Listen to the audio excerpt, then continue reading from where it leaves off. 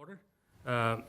We have on the agenda electronic participation by a school board member, but I don't think it's going to, we have the member present. So I'll ask Dr. Day for Pledge of Allegiance. Okay. Mr. Andrews won't be here. He's explained why he's missing. You may all know we lost a brave fireman this week, Fireman Jenks. So he's very busy and I can understand. So we'll all be praying for Fireman Jenks and his family. Yes. So thank you, Dr. Day. Please rise for the pledge. I pledge allegiance to the flag of the United States of America and to the republic for which it stands, one nation, under God, indivisible, with liberty and justice for all. Thank you. Thank you, Dr. Day. Next is approval of agenda. Do we have a motion to approve the agenda? So moved. Second. Mrs. Preston, Dr. Day, any discussion on the approval of agenda? Madam Clerk, would you please call the roll? Mr. Connor, Yes. Mr. Jalil, Yes. Dr. Day, Yes. Dr. Gupta, Yes. Mrs. Preston, Yes. Mr. DePaul. Yes. Mrs. Laurie. Yes. Dr. Tinsley. Yes. Motion carries. Thank you. Next one is chair comment. I just have one thing to say. We are starting our new academic year for the school board. So hopefully we'll have all the positive energy flowing in to take care of the kids, which we need to do, and focusing on the academics, as I've been saying it as a broken record. And we'll have some important policies coming to us today and in the next few weeks with Dr. Day and Mr. DePaul, and who else is on the ad hoc? Mrs. Lowry. Mrs. Lowry on the ad hoc committee. So that's an ongoing process. The committee will stay, and the community will see a change in terms of how this board's job is to govern through policies. And that's what this board is trying to do, making everybody's interest in mind. So I'll move on to school board committees and liaison assignment discussion. Who wants to do it? Dr. Day, you want to take it over? Because you had that right up. Well, I think that primarily this is just announcing tentative meeting dates. We talked about that last meeting, right? That's right, but here we have the schedule of dates. Now, I think this is just a discussion item. There's no real action here, but maybe we need to talk about, well, two things. I think there's, they both stem from the form that Tina distributed, asking us to indicate our preferences. And I want to try to clear up a point that has been one of confusion over the past year. This concerns the Student Discipline Committee. The Student Discipline Committee is one of the standing committees of the school board, and the policy references BCEZ. It's also, the same committee is also referred to as the School Board Disciplinary Committee. So those are two names for the same committee. One policy refers to it one way, another policy refers to it another way. And this, I think, has somewhat been a point of confusion.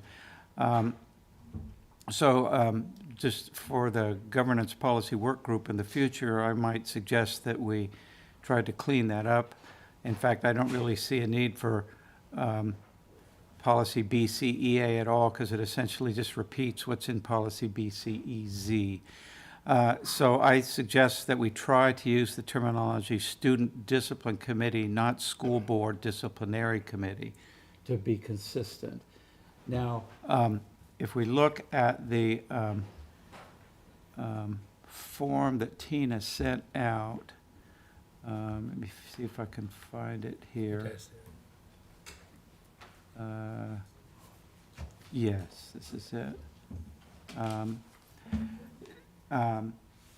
On that form, it refers to a discipline data review committee, which is still the same committee.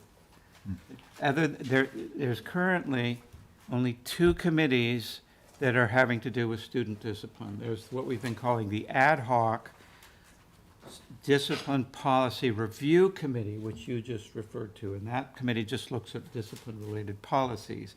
It was instituted a year ago, and it's we're coming to the end of what that committee's been trying to do, and we have one policy that we're still looking at, and then we want to talk about the issue of bullying. At that point, the committee will have completed its initial charge. So on this form, you could scratch out Discipline Data Review Committee, because that's exactly the same as the Discipline Review Committee that's underneath it, but that Discipline Review Committee should be properly called the Student Discipline Committee, because that's the way our policy refers to it. So there's scratch out Discipline Data Review Committee. There is no subcommittee that's separate from the others. The reason is that the Student Discipline Committee has two duties. One is to hear appeals to long-term suspension and expulsion notices. The committee last year's version of the committee just met earlier today in that capacity. It also meets to review periodic reports on disciplinary measures that are coming to us from student services. So there's two duties of that committee. One is data review, the other is handling appeals, but it's one committee that does that, the Student Discipline Committee. So I would just suggest that we make that correction on the form, please. So, I'm sorry, go ahead. Just a question, just because this past year, there were there were some common folks, but two sets of people that sat and heard the discipline cases that came, student cases, and then that were there for the monthly meetings. And I think there was a swap out of one board member. Yes, No. yes, there was. There was. Yes. The three of us were doing the committee on. Discipline committee. The discipline committee to review data, and it was with Mr. Trost, the two of us and Mr. Trost, for the actual appeals. That's what he's saying. That's that- what I'm No, saying. Yeah. No, you said they, but they're two different committees. There's the Policy Committee, Yeah. that was the three of us. Yes, There's the Student Discipline Committee, which was the two of you and Mr. Trust. yes. I differentiated them. One was ad hoc, one was student. Yeah, one was appointed. One was Ad ad hoc. hoc was put in with it, with Oh, the three of us. Yeah. okay. But the committee that consisted of Mr. Trust and the two of you is the Student Discipline Committee. You reviewed data and you heard student appeals. Not policy. Policy was the ad hoc committee. Remember the data we want to come to us about Yep. how many referrals and Okay. stuff like that? Okay, So when- thank you. Yeah. I So misunderstood. basically, Thank what you're saying is, I have a given name, I have a nickname, and I have a politician given name. That's right, that's So why call it's me with one confusing. name. That's why I'm trying to Don't say, call let's me use by one single nickname or a name. politician given name, or given name, pick one and go with it, so that makes sense. But one is the ad hoc, the other is a standing committee. Gotcha. Right. One where you hear discipline cases is a standing committee. The other one has a sunset, which will be a month or two from. Yeah, we'll hear much more from the ad hoc Discipline Policy Review Committee later in this meeting, because we have a number of policy recommendations coming to the board from that committee. So we'll hear a lot about what they've been doing all year later this evening. Thanks, I misunderstood. Thank you. Any other discussion on, so if you could give your choices to Ms. Day, please, so she can put it together and bring it to the work session. Now, one other comment, Tina's going to be on vacation, if I correct, from the 17th to the 23rd, which is our next meeting. So I would suggest that you get your responses to Tina before the 17th, so that she can get them to us before the 23rd. You think she doesn't work during vacation time? I'm just joking. Did you hear what he You said? were- He's correct, but yeah. She works all the time, yeah. Yeah, So, but your in promise, fact, yeah. I don't know if it's appropriate, but maybe people would be willing to copy either you or me if they send anything to Tina electronically, that way. Let her put it together, and maybe Ms. Day, you can. I can also- connect with you I've got on. most of them. There's just a couple of them remaining. Okay, all right. So I will get together with you before you take off for vacation to get Okay. the remaining ones. Okay. All right. Good with committees. The next one is the public comments, Dr. Day. Okay, public comments. All right, so, I will read our usual policy statement preceding the public comment period. Persons appearing before the school board will not be allowed to campaign for public office or promote private business ventures and should not use profanity or vulgar language or gestures, make comments about a public official or an employee that are not related to the public official or employee's official duties, engage in behavior that disrupts the meeting or intimidates others, or address the school board on issues that do not concern the services, policies, roles, and/or responsibilities of the school board. Please do not clap, boo, or express approval or disapproval of speakers. Speakers should be treated with respect even if you disagree with their positions. Individual speakers shall limit their comments to 3 minutes. A speaker representing a group shall limit their comments to 5 minutes, and the representative shall identify the group at the beginning of their presentation. A group may have no more than one spokesperson. The total allotted time for public comments at school board meetings is 30 minutes. Voicemail messages to be played are also limited to 3 minutes for individuals and 5 minutes for the speakers representing a group. Priority will be given to in-person comments before voicemail messages in the following order. First, students, then staff, third, parents and guardians, and fourth, community members. Public comments are reserved for the public to provide input. The board does not respond to comments, answer questions, or otherwise engage in discussion at this time. So I have 3 individuals who've signed up. Are there any phone messages or voice or emails that No, you've sir. received? Okay. I don't think any of these people are students. Someone shout out to me if I'm wrong. But we do have, well, don't go away. And I don't think any of these are staff. So I'm going to start with the parent, which is Justin Hensley.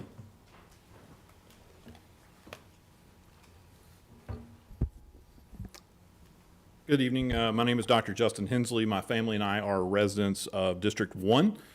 We have 2 children at Bedford Hills Elementary, 1 at Lincoln Middle, and 1 at Sandusky Middle in the adaptive program. As I've said before, I do want to say thank you from me and my family to this board for all the hard work you put into attempting to make education better for our children here in Lynchburg. First, I would like to give a special thank you to Dr. Edwards for taking time to meet with me regarding my concerns about the adaptive program at Sandusky Middle. Although we have not yet seen any completed remediation steps, the open and clear conversation was much appreciated, and we're looking forward to continued collaboration with you and your team. I am disappointed, however, at the lack of response from board members. Mr. Andrews, Mr. DePaul, Mr. Trost, none of them reached out to me to see how they could support a parent in their district who has concerns. Arguing about budgets and trying to figure out employee retention is part of your job, but it's not the biggest part. Community engagement, especially responding to parents and students who come before your dais, should be your primary objective. On Friday, February 9th, 2024, my son, who is a student in the adaptive program at Sandusky Middle and has a rare genetic disorder that results in traits of autism, ADHD, and high anxiety, was accused of starting a fight in the gym at Sandusky Middle and was subsequently referred and suspended. Later that weekend, Dr. Lee reached out and stated that he would not be suspended after a review of video from the incident. After several weeks of multiple other discussions with Sandusky and LCS admins, I decided it was in our best interest to request the video via the LCS Freedom of Information Act, or FOIA officer. Unfortunately, I was told, quote, "We do not have security footage responsive to your request. Our current records for Sandusky Middle School only go back 25 days. I've been unable to find a publicly available data retention policy for LCS. Therefore, LCS must default to the Library of Virginia record retentions and disposition schedule, which requires at least a 5-year period for student discipline incident suspension records, see GS 21 Series 008227, which also covers the video I requested since it was part of the incident investigation. I don't think I need to inform the board that 5 years is much longer than 25 days. However, when I kept pressing the issue with the FOIA officer, LCS legal counsel called to instruct me how I was wrong about my interpretation of Commonwealth law and how those laws did not apply to the scenario. While this tactic would have scared and intimidated many parents, I decided the best thing to do was to bring it to your attention. As you work on policies, I am formally requesting that this board review your current lack of data retention policy and work to create a policy that is aligned with Commonwealth law prior to the return of the 2024-25 school year. As I've heard you all say before, transparency and clarity is key. However, transparency and clarity can only be withheld or upheld when data is appropriately maintained and retained following applicable Commonwealth law. Thank you. Thank you.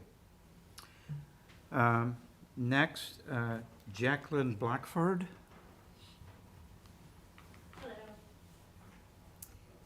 I'm not as tall. Okay, my name is Jacqueline Blackford, and I'm representing Freedom 424, which is a group.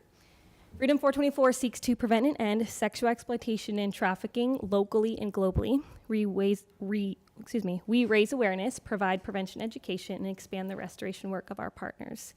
Our focus is on prevention education. We believe to end human trafficking, we need to prevent it from happening in the first place. And we do this through educating entire communities. But there is one specific people group that is most vulnerable to human trafficking: children. And while we offer education to a variety of populations, today I'm here to advocate for Freedom 424's human trafficking prevention curriculum to be implemented in Lynchburg City Schools to grades 5 through 12. First, we must understand what human trafficking is and is not. Human trafficking is right here in Lynchburg. It is a relational crime. It is not stranger danger, as some may think. It involves the use of force, fraud, or coercion to manipulate a person in order to exploit and gain something of value. A common example and true story involves a situation right here in our area. A teenage girl was on a gaming platform, and in the chat section, she met a friend. They talked for about 7 weeks online. He gained her trust and began the grooming process, learning her likes, dreams, and wants. He made promises he did not keep, but she left her home in the middle of the night and jumped into his car to have a better future. But instead, she was brought to Michigan, to a home that was not safe. Thankfully, her guardian worked with Freedom 424 and law enforcement, and this girl was brought home before any trafficking occurred. But this is how it happens, through relationships. Not always friends, even more common, family members can sell their children to people buying sex in order to get money, support drug addictions, etc. These children can continue to be in school, not missing, yet they are being trafficked in their own homes. I want to share just a few statistics with you. The average 8 to 10-year-old spends nearly 8 hours a day with a variety of different media. Teenagers average over 11 hours per day on a variety of media. 88% of predators use the internet to recruit and exploit their victims. And over 90% of trafficking victims knew their trafficker before exploitation began. The top 2 ways people are trafficked in the US is through romantic relationships or family members. Freedom 424 wants to equip children and youth to understand why they are most vulnerable to this type of exploitation and how they can protect themselves. Freedom 424's human trafficking prevention curriculum is age-appropriate and trauma-sensitive content designed for 5th through 12th graders and is based on over 50 Virginia SOLs. The content is 4 modules with 2 main themes incorporated throughout all content: healthy relationships and online safety. Module 1, and this starts with 5th graders, so it builds up as you go through the modules for each grade level. So Module 1 is healthy relationships deep dive: what are boundaries, what is consent, how to treat others with respect. Module 2 introduces students to Human Trafficking 101, that human trafficking is an unhealthy relationship. Module 3 focuses on sexting and sextortion, a normal yet dangerous way of communication, and we take a deep dive into online safety. Module 4 contains human trafficking vignettes based on true stories of survivors, a critical thinking activity to understand how to recognize and report human trafficking. This content is free for schools. We do not want to charge for life-saving information. We've already piloted this curriculum with 1,000 students in Campbell County, and after going through the pilot, they've agreed to have 4,000 of their students go through the curriculum this fall. We use a train-the-trainer model unique to our curriculum. Teachers are the ones who can recognize discomfort in the classroom and may be able to look for red flags in students as the material is taught, and teachers have the relationships with students for them to report and confide in. We need human trafficking curriculum in our schools. We know it's happening in our area, and these kids are experiencing human trafficking yet are sitting in desks in Lynchburg City schools. So for further discussion about the curriculum, you can speak with our president, Joy Cover. I'm happy to give that information. Her email is simply joy@freedom424.org, or you can go to our website. Thank you. Thank you. And the final speaker is Joe Meadows.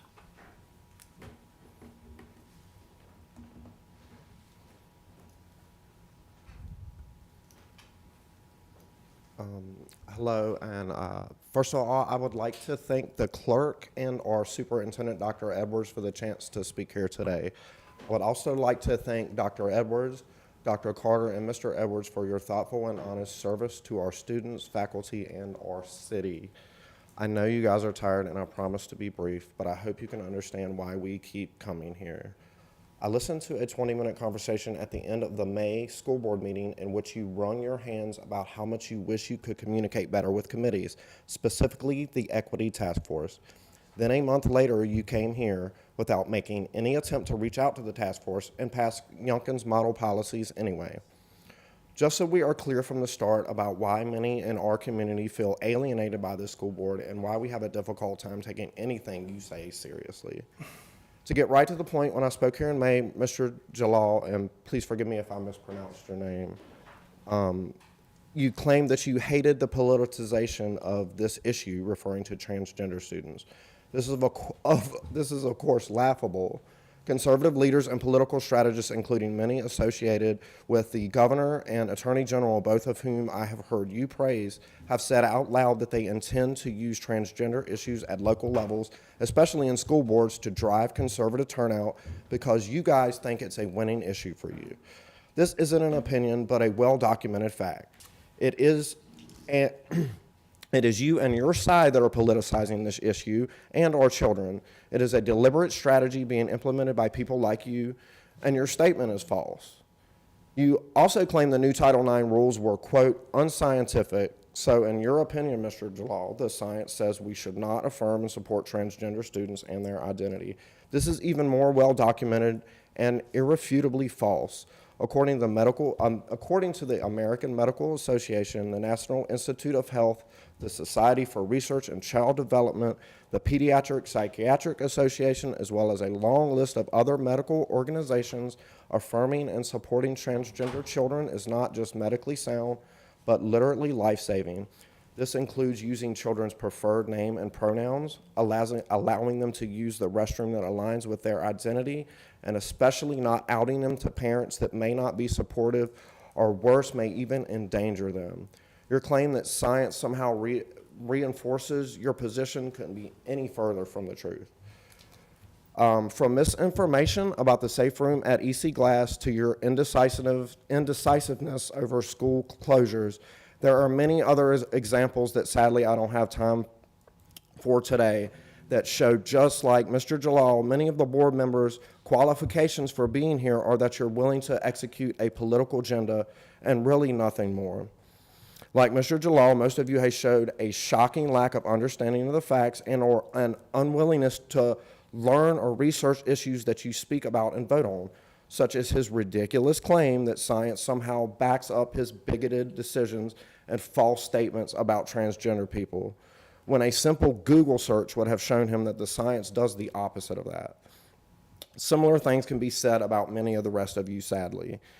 You have had queer people try to sit down and have a conversation with you so that you can learn from people who do understand these issues, yet you have refused to meet with the Equity Task Force, instead regularly embarrassing yourself by speaking on issues you clearly do not understand. You unnecessarily and spitefully adopted Youngkin's model policy, putting our school district at real risk for legitimate lawsuits, even after your citizens made it clear that they want money to keep our schools open, not to fight your partisan battles. We have money to build a new police station, but we're talking about closing schools. Lynchburg, please listen. When our city leaders have money to police our children, but can't find money to teach our children, we desperately need new leaders. One last thing for the board and the folks that appointed you. I don't know in what universe it's acceptable for a person in authority to bully our students. No reasonable, rational place would put up with such outrageous behavior. Christian DePaul's comments telling our students they are, quote, whining and crying are unacceptable. If we are trying to teach our kids that bullying is not okay, what kind of message does it send that this council puts someone like that on our school board, and even worse, has allowed them to continue to serve after literally and unapologetically bullying our students? Mr. DePaul should be removed from the school board immediately.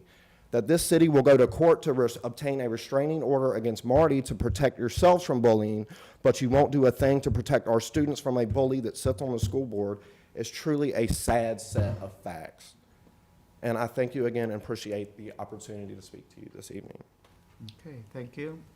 That concludes the public comment period. All right, thank you, Dr. Day. Next is item I, consent agenda. Is there a motion to approve the consent agenda? Finance report? Oh, sorry, did I miss, I'm sorry, finance report, Dr. Edwards. To present the finance report, our CFO, Ms. Jammies. Good evening, Chairman Gupta, members of the school board, and Dr. Edwards. Welcome to a brand-new year.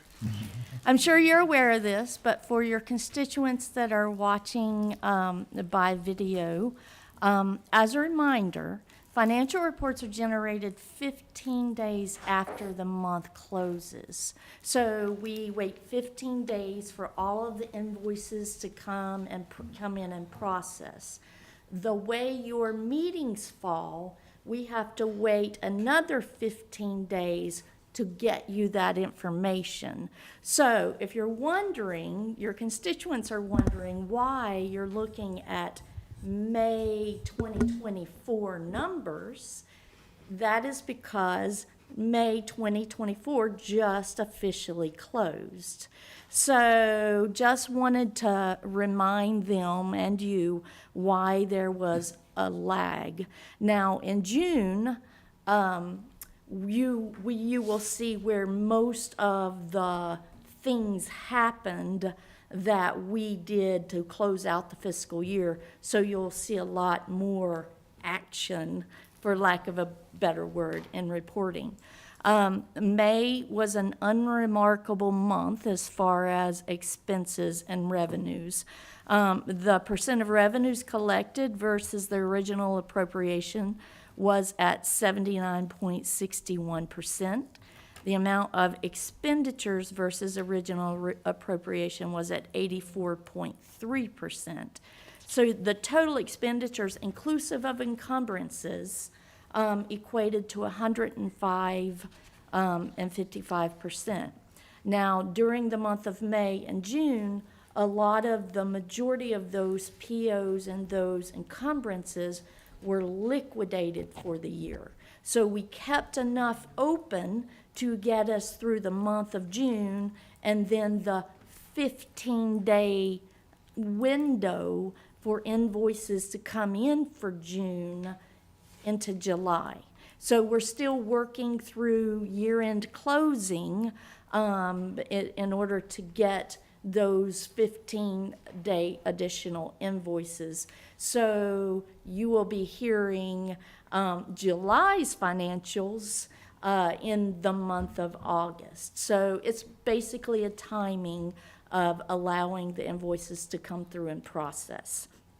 So there were no notable variances in expenditures that have not already been discussed the past few months of the fiscal year. And I don't want to be redundant, but I'll absolutely entertain questions if you need a reminder or refresher on those expenditures. There was one notable variance, one or two, in the statement of revenues, and I'd like to speak to that to clear up any confusion. Lines 7 and 8, the infrastructure and operations and your special ed SOQ, an entry was double posted in the infrastructure and operations. So you didn't really get $4.7 million on that line. I was excited too until I dug into it. What line was that again? It's line 7 on the revenue report, and it's infrastructure and operations. It is coming in at a year-to-date transaction of 4.7. So there was a booking, an entry that was double posted on that.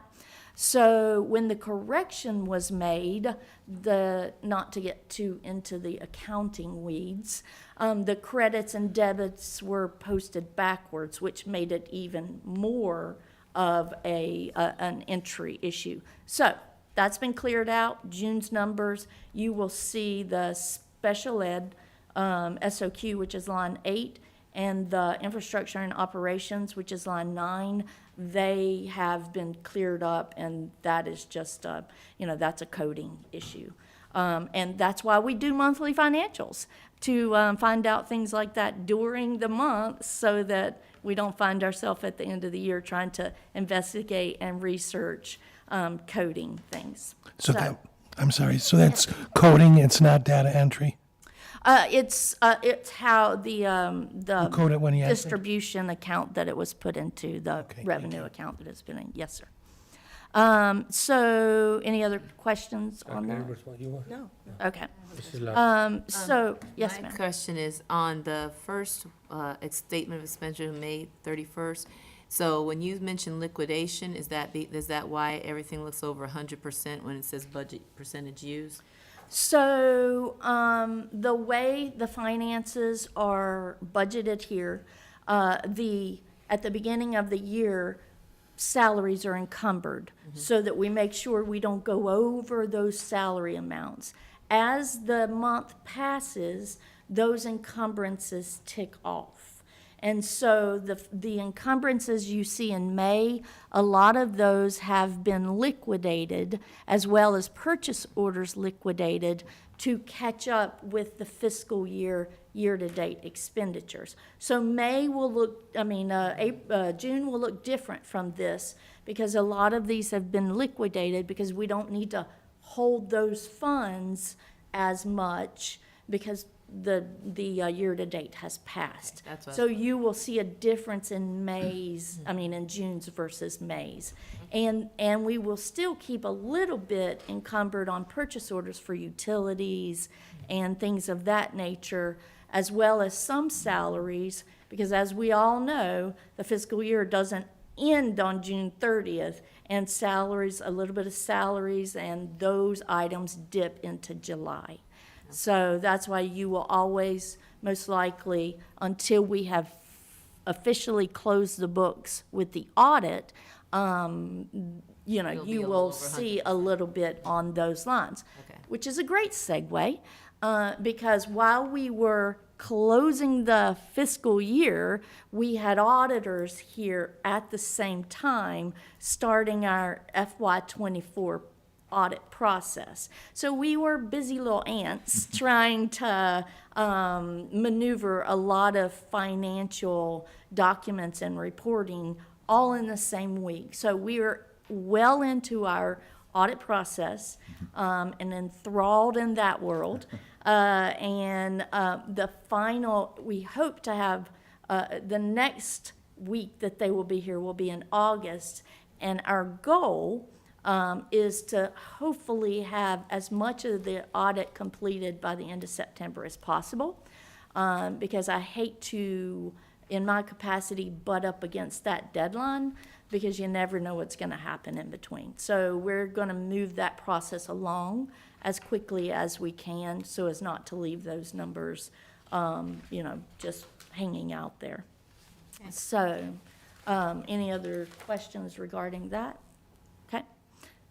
Dr. I don't have a question, I just have a comment to make, perhaps for the benefit of the new board members, maybe even for some of us veterans too, but I often find it's helpful to go back and listen to our CFO's comments again on the video replay and go through, and when she says something, I pause the video, and then it takes me 10 minutes to find the line she was referring to. So if you have a hard time following all that, I'm with you, and my solution to that is go back and replay the video of what she just said with these documents in front of you, and you can figure out exactly what she's referring to. But if I stopped her every time I needed another 90 seconds to catch up, we'd be here all night. So I'm just recommending to you that procedure. But I do have a question. From Go the very ahead. beginning, when she first started talking, I heard her mention, when she said the 105.55%, that was that. But I thought I heard you say 79 something. So the revenue came in at I'm at trying to find that 79. number. So if you will look at the revenue form, the actual report, if Okay. you will look at It's page, expenditures. it is the revenue. It Okay. has statement of revenues ending May 31st. If you will look at page Okay. 3, 79.61, total operating yes, sir, fund. you Okay. will see those revenues Okay. on that bottom line. Okay. The 105, if you're interested in knowing where that number is That's on the expenditure. statement of expenditures. And so that is inclusive of encumbrances. Now, as a reminder, those Understood. encumbrances will tick off. So that won't necessarily, our expenses won't necessarily reach 105%. Yeah, I thought you were talking Yes. about, I saw this 84.3, and then you went to 105. I didn't know we were dealing with two separate reports. Yes, sir, revenues and expense Right, report. okay, Yes, sir, understood. Thank you. absolutely. I love questions. Any other questions? So I have one comment, Ms. James. I'm hoping you'll be sharing during orientation with the new board members about health insurance. Absolutely. all the good things, not Actually, I right now, have but when a you do the report orientation. out, a slight report In out. terms of what we have done and where you're going and the consultant and all those 9 yards. Yes, sir, I have that planned. So on your monthly report, line 21, the health insurance disbursements netted, hold your seats, $1,720,271.88 for the month of May. Since I've been here, the measly little 6 months, that's the most it has been up to date. That's an increase over prior month of $492,380.56. So that's from last month's claims to, or April's claims to May's claims. The receipts collected was $37,085 more than prior month. So the year-to-date total, if you're counting fiscal year, not calendar years, but fiscal year, is a deficit of $2,427,244 $89. You can't forget that 89 cents. That throws us over. So the insurance consultant, I have been in contact with him. He's reached out to set up the next steps meeting that we had, the follow-up meeting that we had with the Finance and Facilities Committee for our health insurance concerns. So he would like to do it at the end of July. I have not locked in a date because I'm not sure what the committee's gonna look like. So I was waiting to find out that piece of data to be able to set up that meeting, and then hopefully get some relief as quickly as possible on the health insurance front. So Thank you. that's what I have. I will entertain any other questions at this time. So if we are able to nail down what that committee consists of on the 23rd, does that give you enough time to? He arrange had the- actually indicated around the 25th, It 26th. should be good to go. So I think that should give us, I mean, if schedules allow and no one's on vacation, that should give us plenty of time, hopefully, to set up with him. In fact, I could actually tentatively set that meeting guess I and would try say to go ahead work and do through that. calendars. We'll communicate with you between Yes. now and the work session. Yes, sir. So Yes, sir. we'll plan that out. Yes, sir. And Dr. Edwards as well. Yes, yeah, when we go through her, yes. Yes, sir. When I said you, means Dr. Edwards, yeah. Yes, sir. Next one is the consent agenda. Is there a motion to approve the consent agenda? Motion. Mrs. Lowry? Is there a second? Second. Mr. Tinsley? I have, one of the items of the consent agenda is the approval of the minutes from the June 18th meeting, and I do have a correction. Can give it to Mrs. Day and Should I she give it to her offline, or do you want me to? You can I state can it. give it to her afterwards if, That's fine, yeah. She'll fix it. okay. And I had a question for Ms. Shepherd, if nobody else. Is she online? She was, yes, I see her up there. Shepherd, you're there? I know you got a HR. Yes, I report. am. The HR report there for the public viewing. Where do we stand in terms of the gap, in terms of how many teachers we have and we need for the classes to work at optimal level starting in August? I'll have to get you that specific data at a later time. I'm not ready to present that right now. I haven't done the metrics. We're still in the process of hiring and finalizing the transfers and things like that from the reductions in force, the reassignments from virtual academy, those types of nuances. So once all the dust settles from there, and we determine based on enrollment what positions we'll actually be trying to fill, I can get that data for you at a later date. So will that be the July work session or the August meeting? Later date will be, I'm not trying to nail you down, but I'm trying to, because it's an important issue. I'll give you my concern. T.C. Miller, 12 teachers resigned, and my worry is that we'll be able to still offer quality education at that school, right, when the schools start. And I see the addendum report, but, so when will that be? The end of July, August meeting?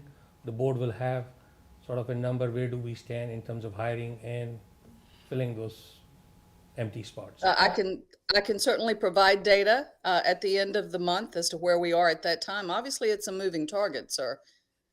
It's always a transition of personnel that has tendered their resignation, et cetera, but we can certainly do a snapshot of time at the end of July for the positions that we are trying to finalize, the number of positions that we are trying to staff, and where we are at that time. Is there any other discussion on the consent agenda? Madam Clerk, would you please call the roll? Mr. Connors? Voting on approving the consent agenda. Yes. Yes. Mr. Jalil? Yes. Dr. Day? Yes. Dr. Gupta? Yes. Mrs. Preston? Yes. Mr. DePaul? Yes. Mrs. Laurie? Yes. Dr. Tinsley? Yes. Motion carries. Thank you. The next one is school board member reports. I don't think we have any, but if somebody has new reports since the board meeting, please chime in. Otherwise, the committee assignments will happen the next week or two. And I think the boards will start meeting after July or August, individual boards. So unless some board members have updates from your individual assignments, we'll move on to the unfinished business. Hearing none, we move to item K1, reorganization work session topics. I don't know, it was Dr. Edwards, you and me. There's a committee assignment. Do you have anything to add to that? Yeah, this actual item is a rollover from last year when we did this at the first meeting, but this is the second meeting. There are some things in there, just especially for new board members, in terms of where do you find all the information regarding just the governance and operations of the board, and that's in our policies. If you are on board docs, and I don't know if our new members you don't have your email access yet. We will expedite that because you need to get on board docs. You can do it publicly, but you still need to get behind the scenes. And that I've just listed a couple of policies, like if you wanted the shorthand version, go to section B. That's all things board and board operations there. We'll talk a little bit more about that when we do the orientation. We do have policy work groups, which is another one of the things that you can sign up for. Those are only 2 board members that work with the administrative team. There is a set liaison, as you can see listed there, but often we will bring other people to join us. So if we're doing a nutrition policy, we might invite Ms. Morris from the Director of Nutrition to join us. We've invited athletic directors to join us just to have that initial conversation about the policy. We usually do them over Zoom so we can get some feedback. Nothing is voted on, and that is what we bring to the work session as first read. We used to do them administration, and a couple years ago, we started inviting at least 2 board members to get the board's voice in on that as well, but we do bring everything here. So that's part of what you have to do. You've covered committees, and we've figured out what the discipline committees are. There are the advisory committees. There are a couple advisory committees by policy. The superintendent, I have an advisory committee, actually I have 2. One is personnel and one is parents. So I meet with parents throughout the whole entire district and personnel throughout the whole entire district. The board, you have advisory committees as well that report to the board and do the work of the board. Those are listed in that policy, and each year we hope that the board will give them a charge as to things you want them to work on, to come back and advise you on. It keeps it a little streamlined. We do ask for community volunteers, and I know we're going to be doing some policy work on these committees. Typically, we like to try to get them up and running pretty soon, so you'll see coming from us an advertisement for interest for anyone who wants to participate on the committee. We collect information as to who, what, how are you connected to our schools, why is this a committee of interest, and then we turn that over to the school board. You'll see their names on an agenda. The board does appoint these members of the committee. You don't appoint the members on the SUP committee, but the advisory committees, you do that. And that usually goes out sometime after this meeting at the start of August, when we know all of our families are back, so we can get that up and running pretty quickly unless we have a different timeline that we talked about, so. Dr. Dan. One thing that we did last year that wasn't represented in the version of this a year ago, because we just added it, was parent liaisons on these school board advisory committees. So Those are on your school board committees, not the advisory committees. Yeah, the school. you're board standing. correct. Thank you for that. But maybe, is there a way to, on the solicitation for volunteers for this, to include, to let people who might be interested in being a parent liaison apply in the same location? That's a good idea. Will do. And these committee assignments, Dr. Day got an email from a parent liaison. When we sign up for these committees and you accept those committee assignments, please do show up on time. If you're chairing the committee, please do show up along with your committee members. So it's an important responsibility. These are public meetings. They're done in public domain. And we set a standard for the kids we're teaching in the schools. So it's very important that we are role models for these kids. If you don't accept a student showing up late in the classroom, board members should not be showing up late for the meeting. And if you do, inform the chair of the committee that you're late. Things happen. But in that case, the chair should know, or the acting chair should know, the standby chair, that you're showing up late. We should not hear from a parent liaison, guess what, over and over, this was happening. So please, I'm assuming we all take this seriously, and we'll show that we are the role models for these kids. Any other comments? May I ask, is the public liaison, the parents, a one-year appointment or more? Do we know? Just like committees, they revolve each year. Okay. So, but nothing stopping for a parent liaison to apply again and be considered. So just for our public too, the school board committees, which are finance and facilities, academic success, legislative advocacy, and student discipline, I'm trying to use the right terminology, those committees and their agenda are on board docs, so you should be able to see those. We try to use the same, or similar, process as we do for our school board meetings and agenda prep. It's not as formal of an agenda prep. You work with the liaison. But we do like to post those agendas ahead of time so that the public can see this is what's on the committee agenda. It is an open public meeting that we have here, even though we don't live stream them, pretty shorthanded in that area. The advisory committees, they are also posted on board docs, but I believe their information is not as timely, sometimes coming in after the meeting.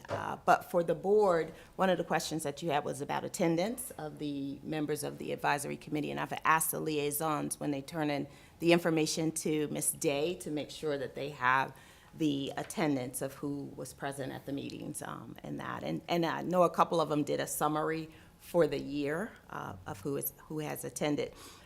Each committee is slightly different. I know CTE is the one that has to have industry leaders from different sectors, so different things may be happening and they may not be required to go to all of the major committee meetings and maybe a subcommittee meeting, but we'll make sure that information ends up on board docs so that everybody can see that as well. The other responsibilities that you have that you're on your sheet are for the governance seats for the various regional programs, like the Gov School is one of those regional programs, the STEM Academy is the other, and then Laurel Regional Program. We do have a board member sit on each of their governance teams, and they have board members from the other divisions as well. And those boards operate somewhat independently and make their own decisions about how they're going to, govern those particular programs. The superintendent in charge of each during that year, and we sit for 2 years and then we rotate. So I was off last year, my year this year, my next 2 years are with Laurel. So since I'm the superintendent now in charge of Laurel, and I will be working directly with Dr. Lewis, whoever signs up to be the board partner will be the chair of that committee. So that's important to understand too, that it's usually a partnership between the SUP and the board member that joins that committee. And again, I put on board docs all of the information about those programs. It's a lot to read. You can go and look at that. Then you have your liaison groups, which this may change a little bit just because of some things that are happening in the world of Partners in Ed and the Ed Foundation as things go on. But this originally started so that the leaders of the board or designee of the board could meet with the leaders of these particular groups and sort of have that like visionary informal talk.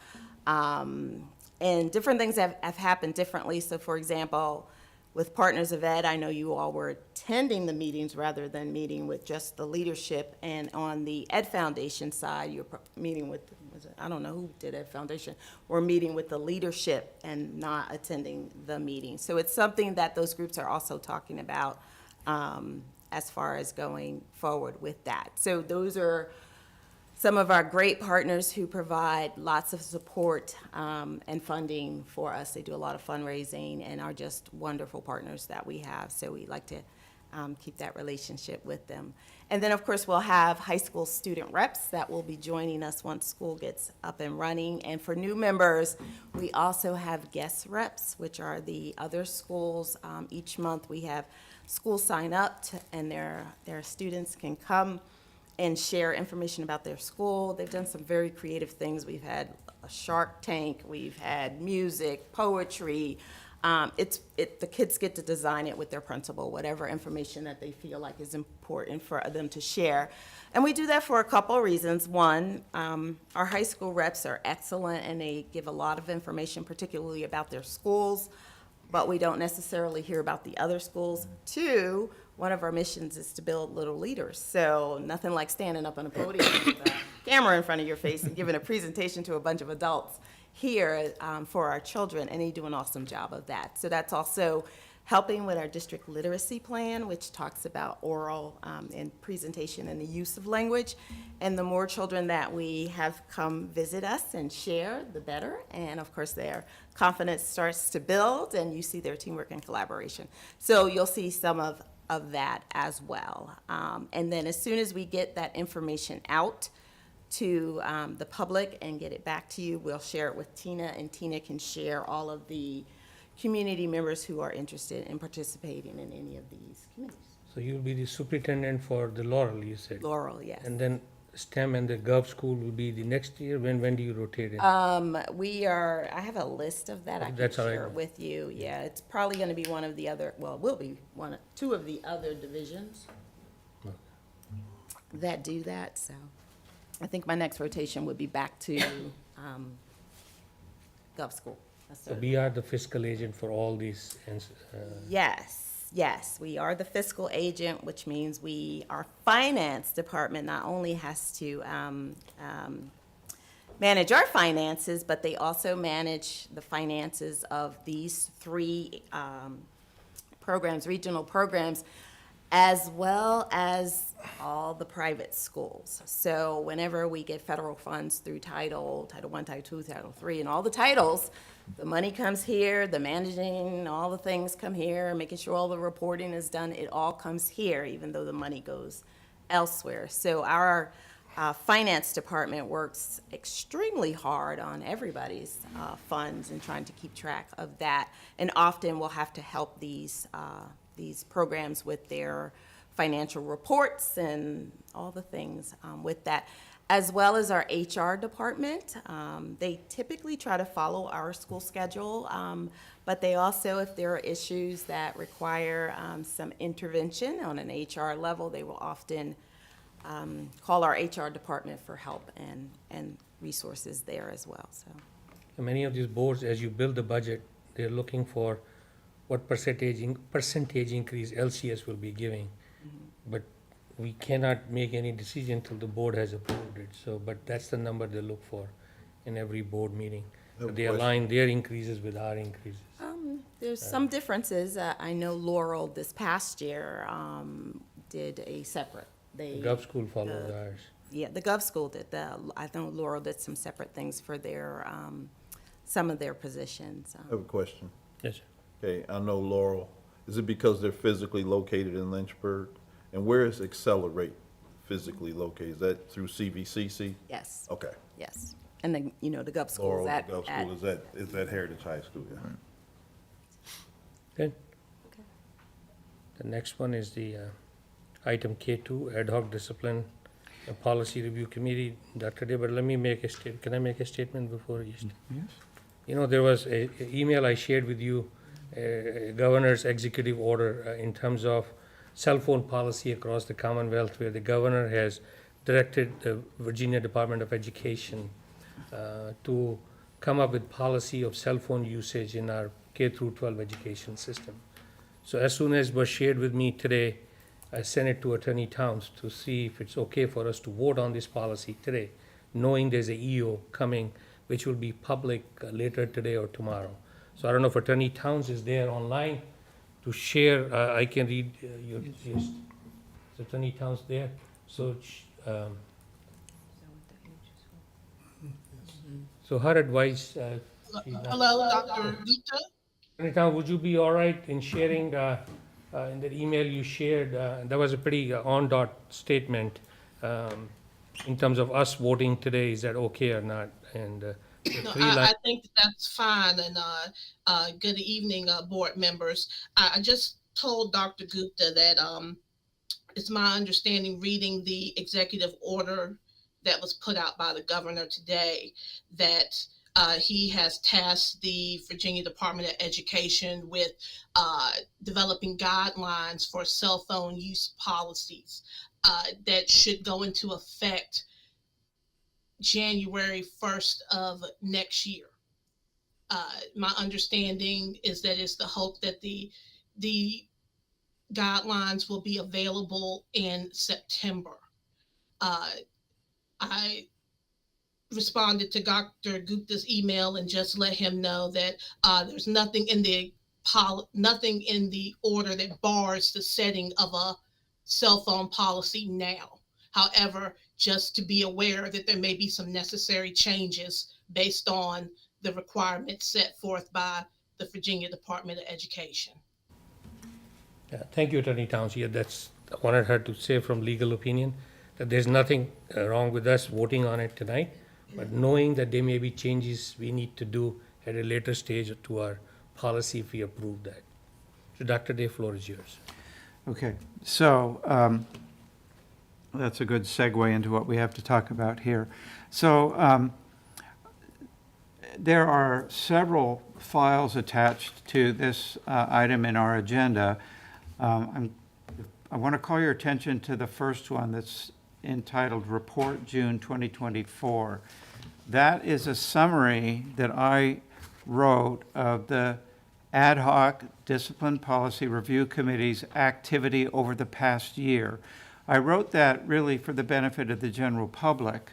So for the public watching, you should be able to access that file by going to the agenda for this meeting, and you'll see it there.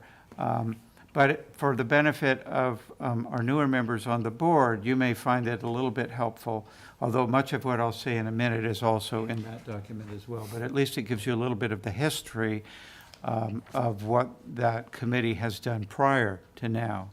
So at this point in time, the DPRC, Discipline Policy Review Committee, is recommending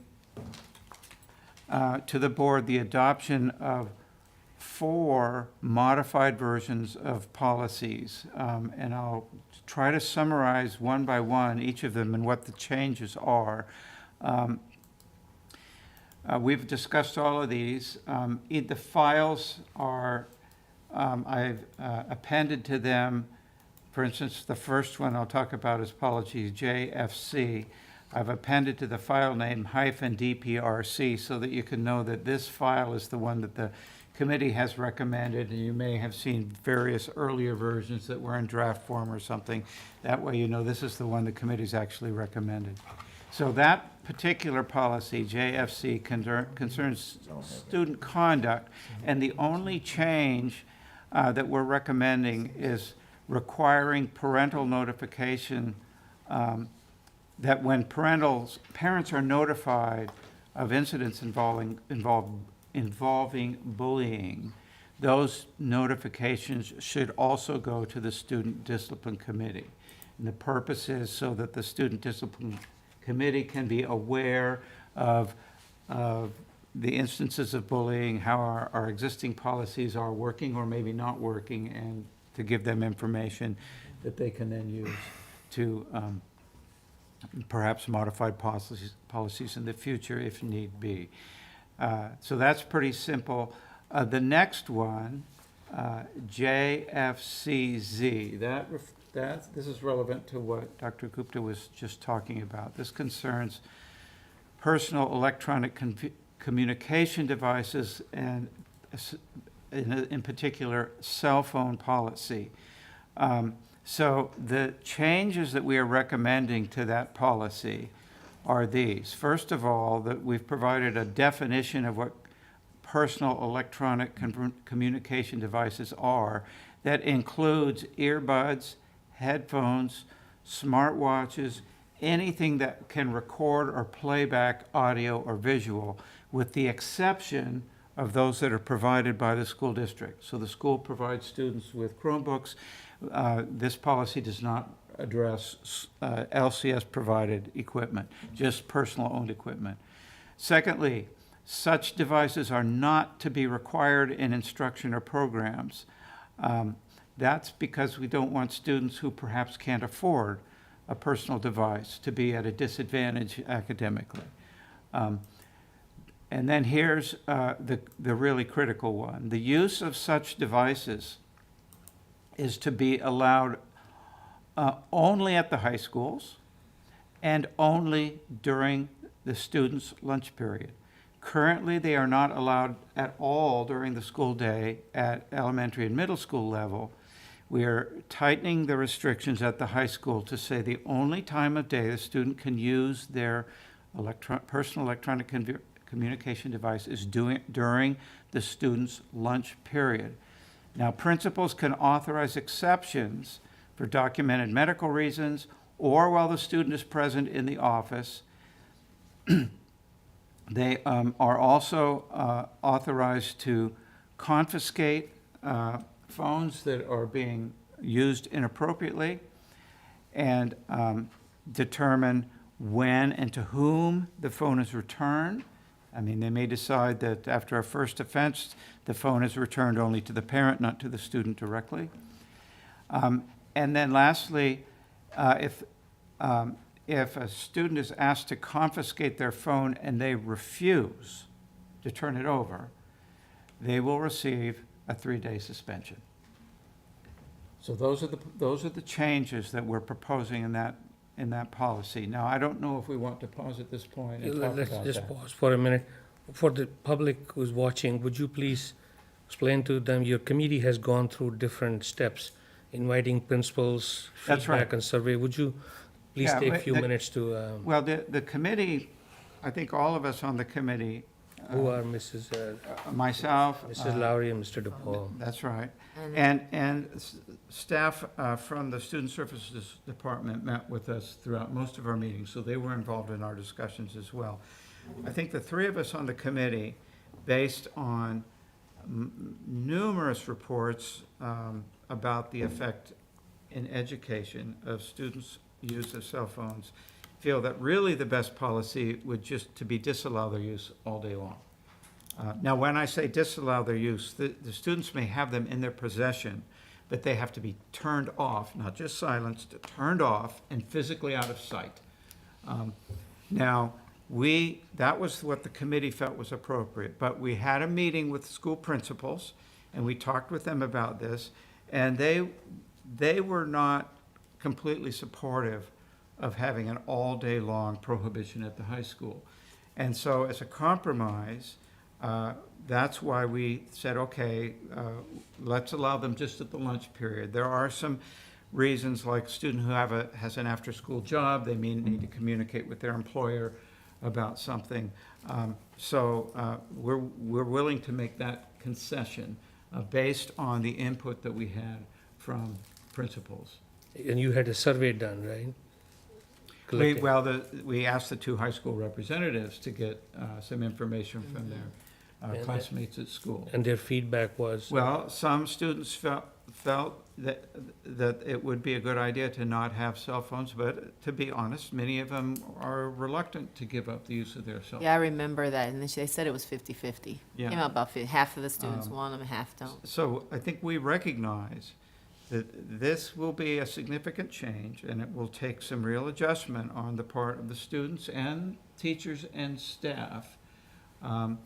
But I think the overwhelming evidence, and the governor's executive order this morning cites some of that, is that as much as maybe we all have become dependent on these things, they are a disruption in schools. There was another, I don't know if everyone reads the daily VSBA sort of newsletters. There was an article in there this morning about I've forgotten the name of the county where they just did a survey about this. And again, the overwhelming response was that these things do cause a problem. I've read from numerous places that teachers will find in their classroom their phone alerts going off over and over and over hundreds of times in a given class period. Beep, beep, beep, beep, beep, beep, beep, beep, beep. It's a constant distraction. So we feel strongly that it really is in the best interest of the students to not have these available, not have them be a distraction in the middle of school. And during conversation with principal, you had the term chatty wagon came up, so it means it's not something new? So that referred to a particular program in place at EC Glass before COVID. That was a way in which there was a team of people that went around and did the confiscations. So it was a way to do the confiscations. Our committee decided we weren't going to dictate to the school staff how they do that. If they want to explore that kind of a program and see if they could reinstitute it, or if they have some other way, that's really their up to them to decide. We don't want to micromanage the enforcement of this. Because Mr. Jalil pointed out some time ago about a phone cover. Was seal? Those yonder bags. Yeah. Yes. Yeah, those are expensive, and my understanding is there's already a hack for those. Students know how to defeat them, as any electronic-based device. Governor Youngkin just gave the $500,000. It's part of, I was reading it as well. It looks like there might be some grant money involved in To help us implement that, but yes. implement something like that. Yeah, yeah. And we Well- also had a parent liaison. It wasn't just the three of us. Yeah, that's right. There was a Yeah, parent Rebecca liaison on the Turner. committee. So we just feel that we know this is going to be difficult for people to adjust to, but we think it's something that needs to happen. The governor seems to be telling us the same thing. This is something that needs to happen. There are already numerous school districts in our state, as well as across the country, that have made even more stringent policies than this. Absolute ban all day long at school in some cases. So And they're It's not finding as if we're an outlier here. And they're finding that the kids like it, actually. Yeah, and once they get used to it, they realize that, Yeah. in fact, that's what Rose Floor, who was the principal at Zeke last year, told me. She's now at Episcopal School, I think. She said that she was amazed to walk through their sort of common area and see the students talking to each other, rather than On their phone. doing this. So many people have observed that it really does, although it takes some getting used to, it really does lead to improved situations. So our recommendation is what's written in policy JFCZ. Let me describe the other two here. JGD, JGE. This is another pretty significant one. This is our policy about student suspension and expulsion.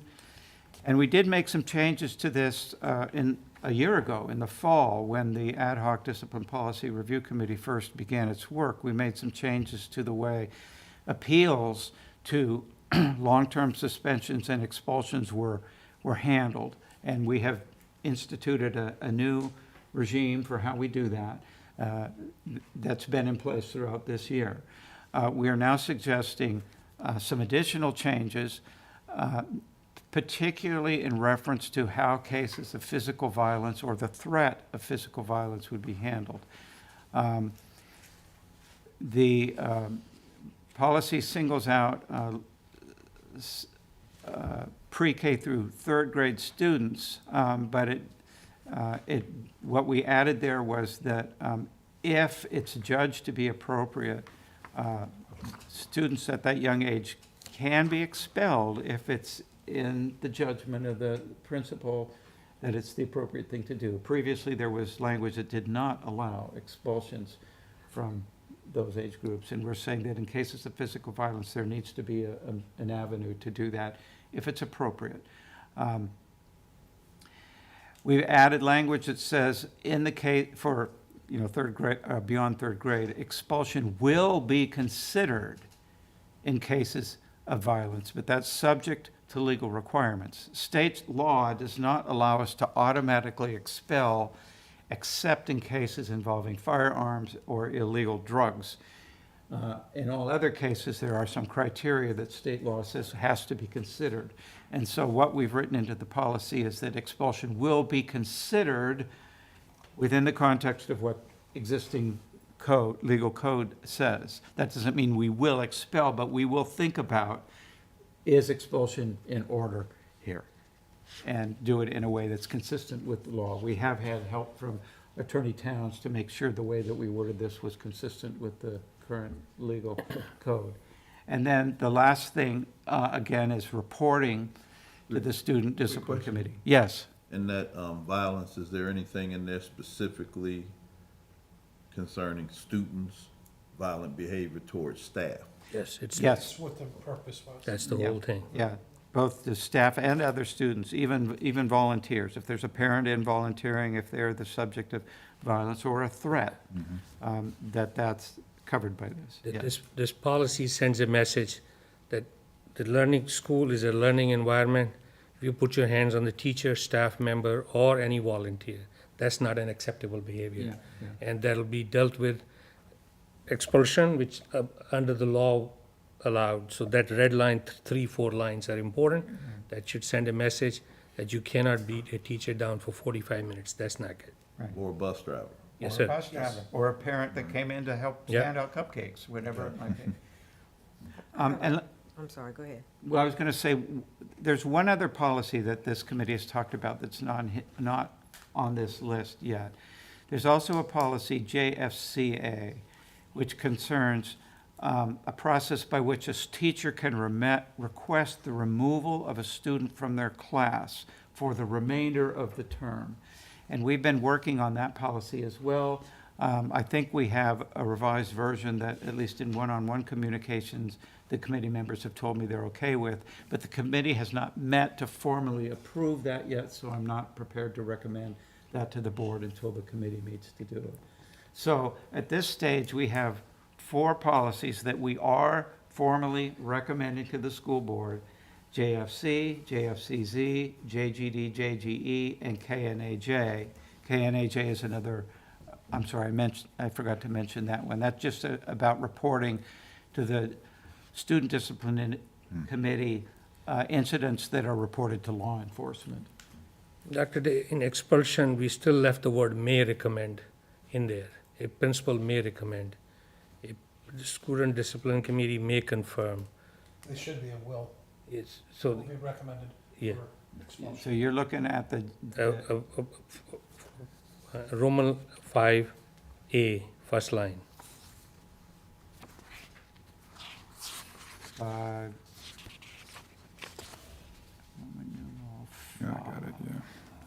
May recommend the superintendent. 5A, first line, principal may recommend to the student that a pupil be expelled from attendance at school after written notice to the pupil and the pupil's parent of the proposed action and the reasons for the recommendation and the right of a hearing. Now, that's just in general, that's not referring to what the violation is at all. Yeah, I misunderstood. Yeah, as you go down further, that's where it says shall. The point of that first sentence is basically if the superintendent is going to recommend an expulsion, that the parents have to be notified of their rights and what the process is for them to. So I don't see any change of may to shall, even going down these policies. So it leaves it to the principal. Because we can't. State code does not allow us to expel except in the case of Firearms. firearms or drugs. We cannot say we will expel if you commit violence. That's a violation of code. It only in cases of firearms or drugs can we expel just for that reason. That's why we can't say shall for physical violence. So what is the guarantee that those reports will come to the board or to the superintendent? I'm not saying principals will hide it, but You see it in red. where, In red below the conditions. It reads, in the case of assault, intimidation, battery, or threat thereof to a teacher, staff member, or volunteer at any time during school or after school hours, albeit on or off school property, the student shall be considered for expulsion. point me to which Roman I'm maybe missing. It's on page 5. Okay. Shall be considered. Now, that's considered for expulsion. That's right. That's not expelled. Yeah. It's considered That's fine. for expulsion. Right. That's the way we're staying in compliance with the Yes. state law. Absolutely. So I'm assuming any violent incident will be reported to the superintendent, right? In the school system. There's no may there, it's shall, It shall. right? Any violence in the school system will be reported to the superintendent. No, not any violence. This is any violence against a teacher, staff member, or volunteer. This is very specific. If it's between two students, that we're not, it may be reported to the superintendent. But, Start with the principal if they. Starts with the principal. Appropriate or not. yeah, it goes through the chain of Due process. command.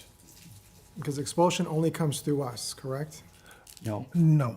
Okay, so that means that it Appeals doesn't to have to, expulsion come to okay, us. so it doesn't have to be reported to us according to what this says. It's considered for expulsion by the principal, so it can stop there and we'll never hear about it unless you change the wording. No, because that's to come to the discipline committee whenever anybody's expelled. They appeal. If they appeal.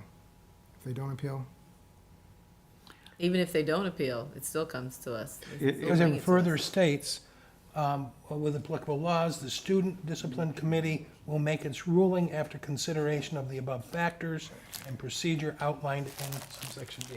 So it does come to the committee.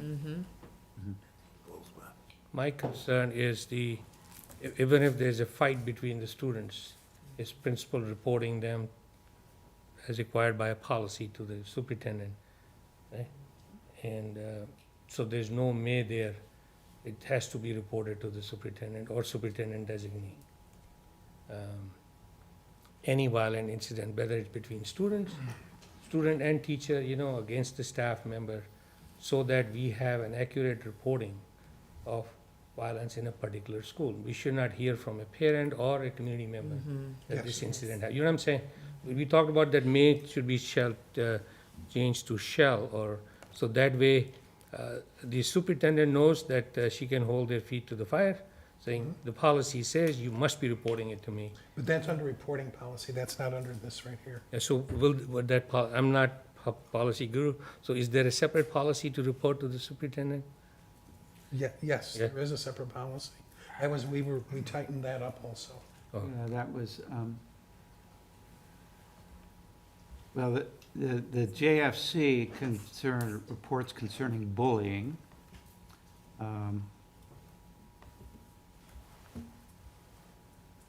And reporting, yeah, it should be in JGD, JGE. Let's see here.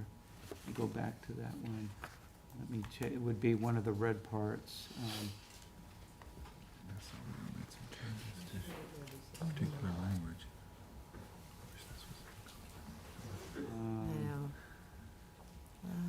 Expulsion. I think there's actually a reporting section.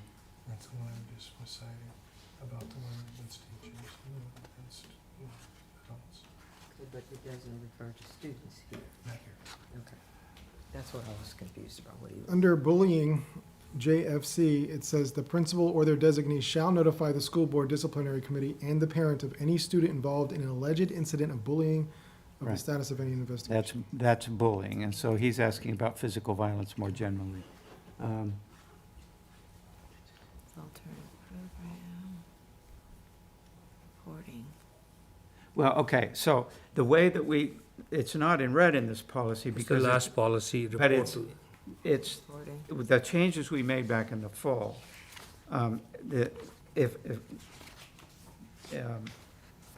we instituted a hearing officer who would hear all the cases that previously would come to the board, and they make periodic reports to the student discipline committee about the cases that they've handled. So the student discipline committee will either hear about it either because it comes to them as an appeal or because the hearing officer handled it. The hearing officer makes periodic reports to the student discipline committee. That's the data reporting thing that we were talking The about before. wording you had in policy KNAZ, J, the very bottom, the may was changed to shall report to law enforcement officials for assault and battery without bodily injury of any teacher, staff, or volunteer. And either we can add the student in there, It says, all reports by the principal mentioned above shall be communicated to the student discipline committee of the school board via the superintendent or designee. Yeah. It's not student against the student violence. No, that's right. So that's All reports. all reports, yes, all reports of violence must be reported to the superintendent, including fights between the students. That would be part of all. And that piece is missing from these. As I read it, if the word student is included, student, teacher, staff, or volunteer on a school bus, that'll take care of it. Show me what you want to change. Of any student, Oh. teacher, staff, So you want to add the word student in there. so that we know, So it could go back to any person. yeah. We can wordsmith it. Okay, the question though is, practically speaking, is that going to work?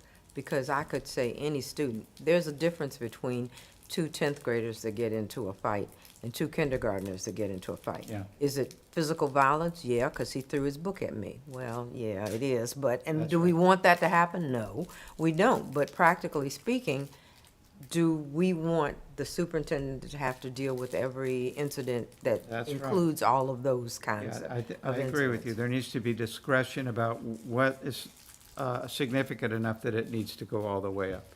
Well, let's talk about the difference between dealing with it and actually being reported. The report needs to be, and the report needs to include those for tracking. So reporting to the superintendent doesn't mean that she has to be involved directly, because it may have been handled by the principal. Well, I'm just saying, we need to think about that, though, whether or not your way makes more sense or not, or whether we're just gonna exhaust a lot of your time over things that are essentially meaningless. Superintendent doesn't mean it comes to it's a superintendent's designee. Or her designee, So it will come to okay. director CNI, to the supervisor of CNI. So it could, normally it ends up there. I don't want to name people, but that's where it ends up. So everybody works on behalf of the superintendent. Okay, but I'm just saying, we need to make sure that the wording is, in fact, wording that's going to be easily comprehended and easily taken care of without putting an overload of Yeah, I burdensome understand your point. information That's a- on. Yeah. That's a perfectly valid point, yes. And we have to remember too, there's due process. So really, it's at the principal's discretion how far the discipline process goes. If they think it, like you said, if it's between two kindergartners, it probably depends on what it was that, you stuck your tongue out at me at, kind of thing, versus something in high school or middle school. But I think we want to avoid the situation where the superintendent or designee gets a call from a parent that my child was assaulted at school today and nothing made it to, There's no, Yeah. she heard from the parent. Yes. And it did take place at the school. It was known, but it was not, so it needs to Documented be or whatever. articulated how. So she shouldn't be getting it from a parent. It should have some type of, Structure. way to get that information disseminated from the school so that she's not the first one to hear about it, because they will call her first sometimes. blindsided by that information. And that's why I said it's a principal thing. The principals have to. So we have to make sure that the principals need to know make that sure they, that the they language- must, in many cases, get that information to the designee. Yeah. And not just hold it. But I understand what Ms. Preston is saying. I mean, where do you draw the line? What's a violent act and what's not? And if we take that to the nth degree, you could be reporting 27 incidents a day, But I think somebody used the word discretion, and I think that's key. We hire principals and administrators to make hard decisions. And so those people we give them the definition of what violence is, and then they make the decision on the spot. Did that rise to the level of a violent act or not? And then they report the ones that go above the line, and those that don't get reported. Because two students sticking their tongues out at each other is probably not something that needs to be reported. One student that picks up another student and slams them on the ground, yeah, maybe that's something that needs to be reported. I think that when the committee began to think about this, we were concerned about violence against teachers and adults specifically. There's always been the issue of student-to-student violence, and I don't think we were concerned that those had been mishandled or anything. We were trying to make sure that in cases of violence against teachers, staff, adults present, that those were taken extremely seriously, because that's a little bit different. For a student to strike another student's one thing. For a student to strike a teacher is a different matter. And so we were focused on how do we respond to those student against adult violence acts here, and that's maybe why the language is the way it is. So that's perfectly fine. I'm just, a smaller piece of that, the reporting structure. The reporting, if you can include the student against student violence. Couldn't it be another line item? I think that would be best. Yeah.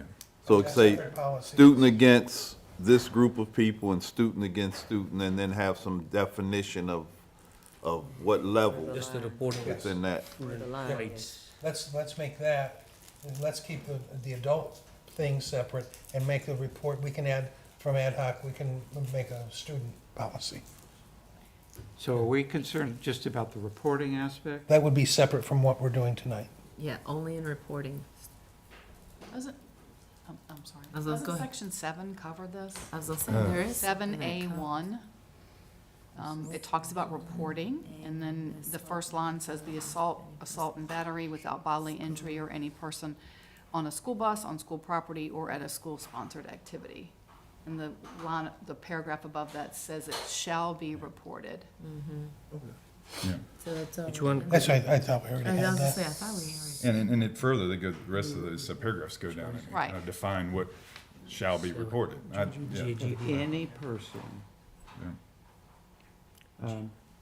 Yeah. It says, except as otherwise required by federal law, reports shall be made to the superintendent, the student discipline committee, and to the principal or principal's designee of all incidents involving, item number 1, the assault or assault and battery without bodily injury of any person on a school bus, on school property, or a school-sponsored activity, and then it goes on to list others. So I think her point is, this says, shall be made to the superintendent.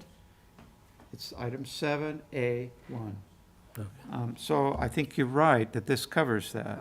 And I think any person covers Yes. who it applies to. It says any person. And assault and battery, two different things. Mhm.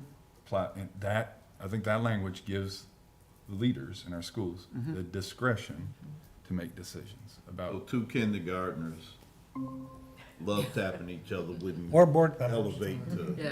Is that technically an assault and battery? Yes, but using discretion, would that be reportable? No. Probably not. Right. So it seems to me this policy does in fact cover the situation you're So you considering. need to make a motion. to- So, It comes from committee, we don't need to make a motion. Oh, this is indicated on our agenda tonight need a as a second discussion item. But a couple of these policies are relatively time-sensitive because we want the changed policies to be reflected in the student handbook and information that goes to the students in the fall, particularly the cell phone policy and the suspension and expulsion policy. So I would like to move that we make, Before you move, just because we've been listening, Oh, yeah. outside Oh, of, okay. outside I'm of not trying- Mrs. Pugh jumping in and saying something, Yeah. I'm sure there's a lot, because I'm. Sure, that's fine. So how about I start with Dr. Whitaker, and then I come to Mrs. Pugh. Sure. Could I just ask a question about KNAJ? I'm not sure if that was one of the ones you wanted to approve. And particularly in the second paragraph related to service of process at school, there is a strikeout and a bolded, but it's not red. So I want to make sure I understand the intent of whether that will be included there. And I want to give some context behind that. So in our school resource officer agreement with the Lynchburg Police Department, the process serving and service of papers at school is spelled out. And I think what it says is that basically if there is a matter of public safety concern or a matter of safety of concerns at school, that's an appropriate time for service to be made at school. But if there are non-school related matters or matters that may not relate to public safety concerns that are immediate, that's probably not an appropriate thing to do at school. So I'll give you an example. Last year, there were deputies from an adjoining county that came to one of our schools to serve papers on one of our students for a family and civil matter. I would not think that would be appropriate for the school setting. I think what would be appropriate would be that if there is a matter of, again, public safety, whether this person may have been involved in a violent crime, that would be something that we would want to have without, but potentially permission from the superintendent. But otherwise, I think permission from the school administration office is appropriate in my perspective. So just would offer that and just want to make sure that that's on the table. Well, what we did was we just changed it from should not to may. So under whatever aspects of discretion, be it the school or the superintendent, they may. But they would go through you first. So I think the way I read this is that you may serve students for school related matters without the permission of the superintendent. So it doesn't, the way I read that, it doesn't. No, you're right, absolutely. So I would just add to that, With for matters of immediate public safety or matters of school concern, that certainly would be appropriate. I'm not sure what your perspective is, but I think, but for non-school related matters, that's not an appropriate thing to do at school. Yeah. And just, thank you, to go along with that, just in some cases when it is a matter of public safety, one of our procedures is to do a sort of a restricted entry and exit and kind of hold the kids in place because you never know how the student is going to receive that. And you don't want a disruption in the school, so we try to handle that as best as possible. The reason for, one of the reasons for involving me, my office, is often a building administrator in a single building administrator, like think of our smaller buildings, may be out, may be attending a professional development, and there may or may not be a sub. So if someone comes in to do that and there is no administrator present at that moment that they want to do that. There could be lots of confusion and misunderstanding, and how to direct while also trying to protect and the identity of the child, because we try to do these things in discretion, correct. So when I do know, and if I do know that they are coming, we can orchestrate a time that makes sense and make sure that we have someone over there who understands how to handle these situations and not just have them walk in and do it at any time. So are you speaking specifically to the K and AJ? I am right now, yes. And when we did our memorandum of understanding, and that, by the way, is something that we do every 2 years. So in December, we'll have to redo that between our two groups. That was one of the things that we talked about, just that process of when you have to do this, how should we do it together to minimize disruption in the school and any other negative outcomes of doing that. And if I could add, just for the public and for our new board members, I know the existing board members have heard me say this before, but we have a really good relationship with the police department. We have a collaborative, respectful relationship, so there's no issue here whatsoever. We just think that policies should be spelled out in that way. But we, again, very positive, very, very productive relationship with the police department. So I want to ask. But wouldn't it be the sheriff's department that would more likely be delivering court papers? For sure, and we have a great relationship. Same Absolutely. relationship, okay. We have a great relationship with the sheriff's office as well. So your concern is, are you wanting to see some specific modification of what's here? If you're going to use may, you put the discretion in the law enforcement officer's hands to say whether or not they want to notify me before, or my office before they come in. So you either rework the language or add unless, and put some specificity around when can they just totally skip that step if that's what the board intended on. That's what Dr. Woodard was saying, I for can't. specific safety. I can't formulate the specific language that's required here on the spot. Yeah, I just wondered the reason for changing it. I don't remember making that change. Do you? Do you remember where that change came from? I think there were some changes that Carrie put in because she said there was something from VSBA, that changes that came through that never got incorporated. So it's conceivable that even came from Carrie. I'm not sure. Take a look. So, okay, so at least this one needs a little bit of refinement, at least that particular paragraph.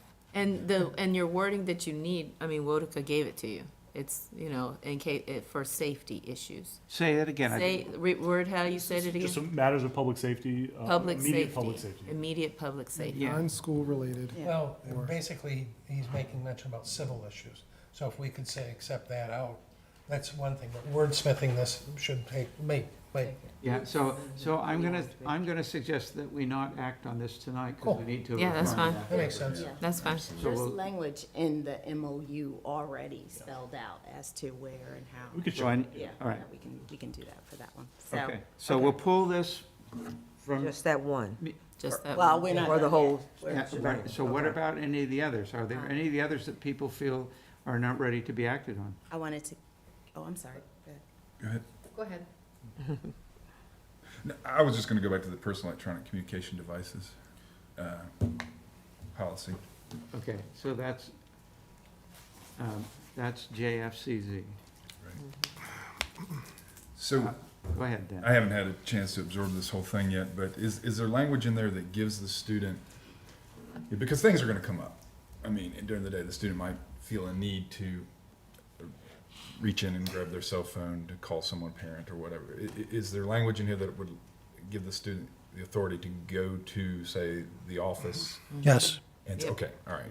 Yeah, So there's exigent kind of circumstances. I'll read the paragraph that says Okay. that. Including medical. It says the principal may authorize restrictions on the use of personal electronic communication devices that exceed those in this policy, and the enhanced policy shall be communicated in writing to the student and parents. The principal may authorize individual exceptions to this policy based on medical needs documented by a medical doctor or while a student is present in the school office. Okay. So if for any reason, a student feels they need to make a phone call, they can always go to the office and request to make the phone call from there. Okay, great. There's also the aspect that if a parent needs to contact a child, Right. similar to when we were up, they could call the office, or they still have email access to the student. Okay. So they can do that. I just missed that last sentence, because mine's not labeled in red. Yeah. And The other To the thing same, is, to the same point, though, another aspect of the governor's executive order this morning mandating that the Department of Education develop policies about this, one of the aspects of the policies that he wants developed is the development of a protocol that makes it exactly clear to parents exactly what are the ways that they communicate with their students that it's at school. So presumably in the future, we will get more guidance on what a good way to do that is. Okay. All right, so go on with your next point. and my next question just involves, particularly the portion you read, where the student's property can be seized. So in this whole policy, you always run the risk of First and Fourth Amendment issues, right? So my question is, has this been run by a legal review team? Our attorney Already looked at it. done a yeah. legal review? Okay. I mean, we do have other things that their students are not supposed to have at school. They're not supposed to have a firearm at school. No, but when you seize property, that's when, excluding That's why property is we're- one thing, but yeah. So the kind of seizure referring here is not somebody grabbing it and physically taking it away. I know. They're saying, we're asking you to surrender it. Right. And if they refuse to surrender it, we're not going to physically take it away. We're going to say, but if you refuse to surrender it, then we do have a discipline procedure. Right, and I get all that. I'm just saying the devil's in the details on anything, right? And so whenever you create a policy like this that involves constitutional issues, I'm just asking if there was a legal review done so that someone qualified to look at the language and make sure that we're not violating constitutional rights, that has been done. I totally understand that we're not, knocking students over the head and grabbing their Not phone. wrestling them to the ground and ripping it out of their hands, yes. Right. Yeah. Okay. Well, so I don't know if a legal review of the extent that you're talking about has been done. I believe Attorney Towns has looked at it, but Okay. maybe something more is appropriate. Ms. Pugh wanted to say something. I want to go back to, it's the policy we were just talking about the reporting KNAJ. conversation. Yes. JGD, Oh, well, unless it's not been changed at the top. JGD, JGE. yeah? Student suspension and expulsion. And if we go back down to number 7, and I know that this policy has been in place and the changes are in red. So we've had reporting to the superintendent and principal or principal's designee.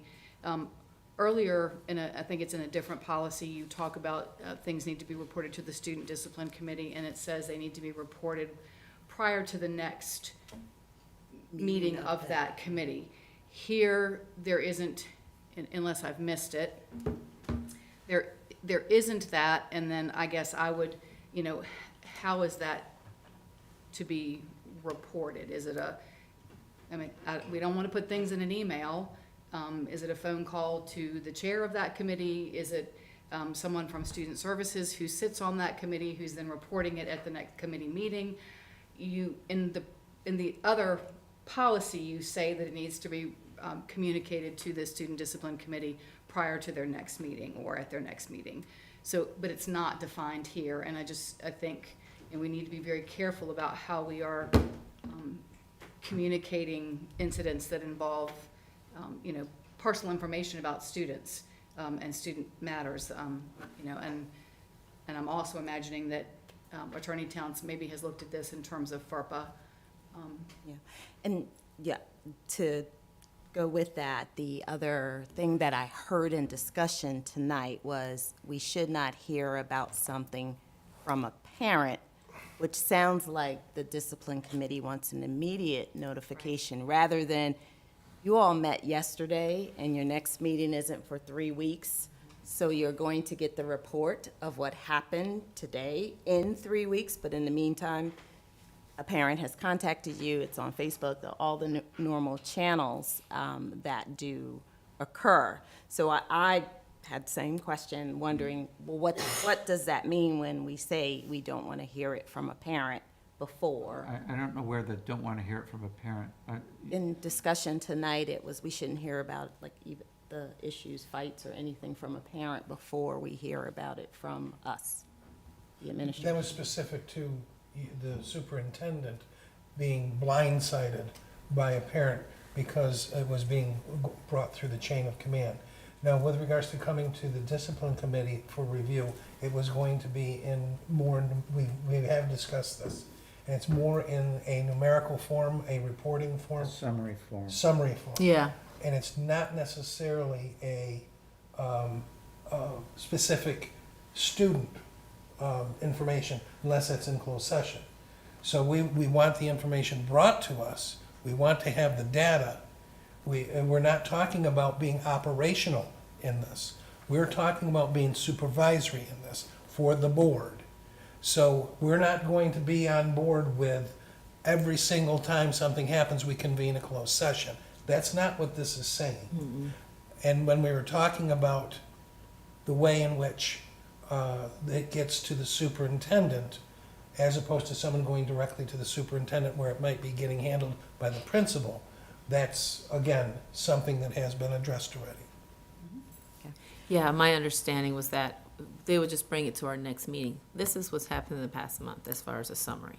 And so that way they didn't have to go out of their way to do any other extra things to get the information to us.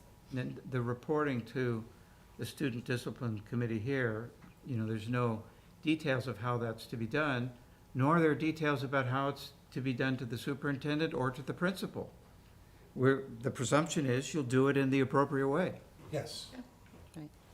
The other thing, just going back to definitions of, and typically bullying, assault, battery, well, not so much battery, but assault is used by parents sometimes when it may not necessarily meet whatever the legal definition is, but I'm certain to that parent who feels that way, their child has been assaulted or their child has been bullied. And we've had cases where that has been the language, and then when you look at the actual incident, it might look similar to what you've described. So in the cases where, and we have the discretion and there's a mismatch. So if I, parent, am saying that, yep, my child was assaulted, but in the discretionary line, that was an assault, that was, a trip, shove, Hazing and, or what something.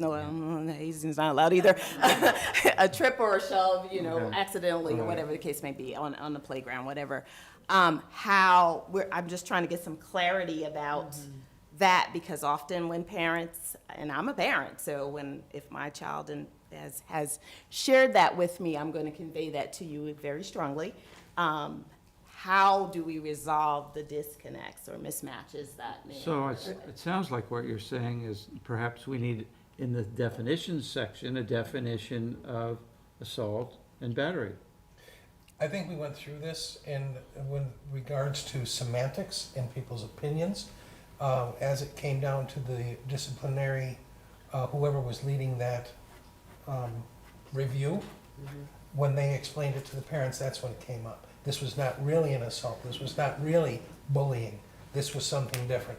So following the rules as have been defined by other policy, we're not going to get specifically into all possibilities of interactions between students. That's not the intention of this policy. The policy is to set the standard that if something happens and it is deemed to be an assault, these are the directions in which we're going. If it's deemed to be bullying, which the criteria, you have to be in a position of power and you would be able to affect certain things. A parent might think it's bullying, when in reality it isn't. You've had the situations where you've deemed them not to be actual bullying, and it's explained to the parent at that time. But I also think there's should the power in language in actually here- including the definition in this information, because even though I may find it out after the fact, as a parent, I'm gonna recognize that, no, it really wasn't bullying. It looked like bullying to me, but it really wasn't bullying. And it's gonna mean that I'm also gonna pass that information on to my folk that I come in contact with. So the definition as we define it, meaning the school system, as we define it, is gonna become a matter of public knowledge rather than assumption. And some of these terms, probably like. He had, Mr. Connor has. Well, I was saying it in number one. Number two is obvious. Bodily injury, I mean, but number one is the one that has a lot of gray area to it, and I heard the word, once it's deemed to be, should there be some language in number one said, the assault, once it's been investigated and Well, Section 18.2 of the Virginia Code defines these terms. So assault and assault and battery are clearly defined by the Virginia Code already. And Yeah, that's but- stated in item 2. Right. So you have the option of just falling back on the Virginia Code and having already been defended. And that's what when I read this, I just figured we were falling back on those terms. Or we could reference the Virginia Code in the policy. But what I'm saying is the one we're talking about is the second grader and the third grader. That, was this really assault?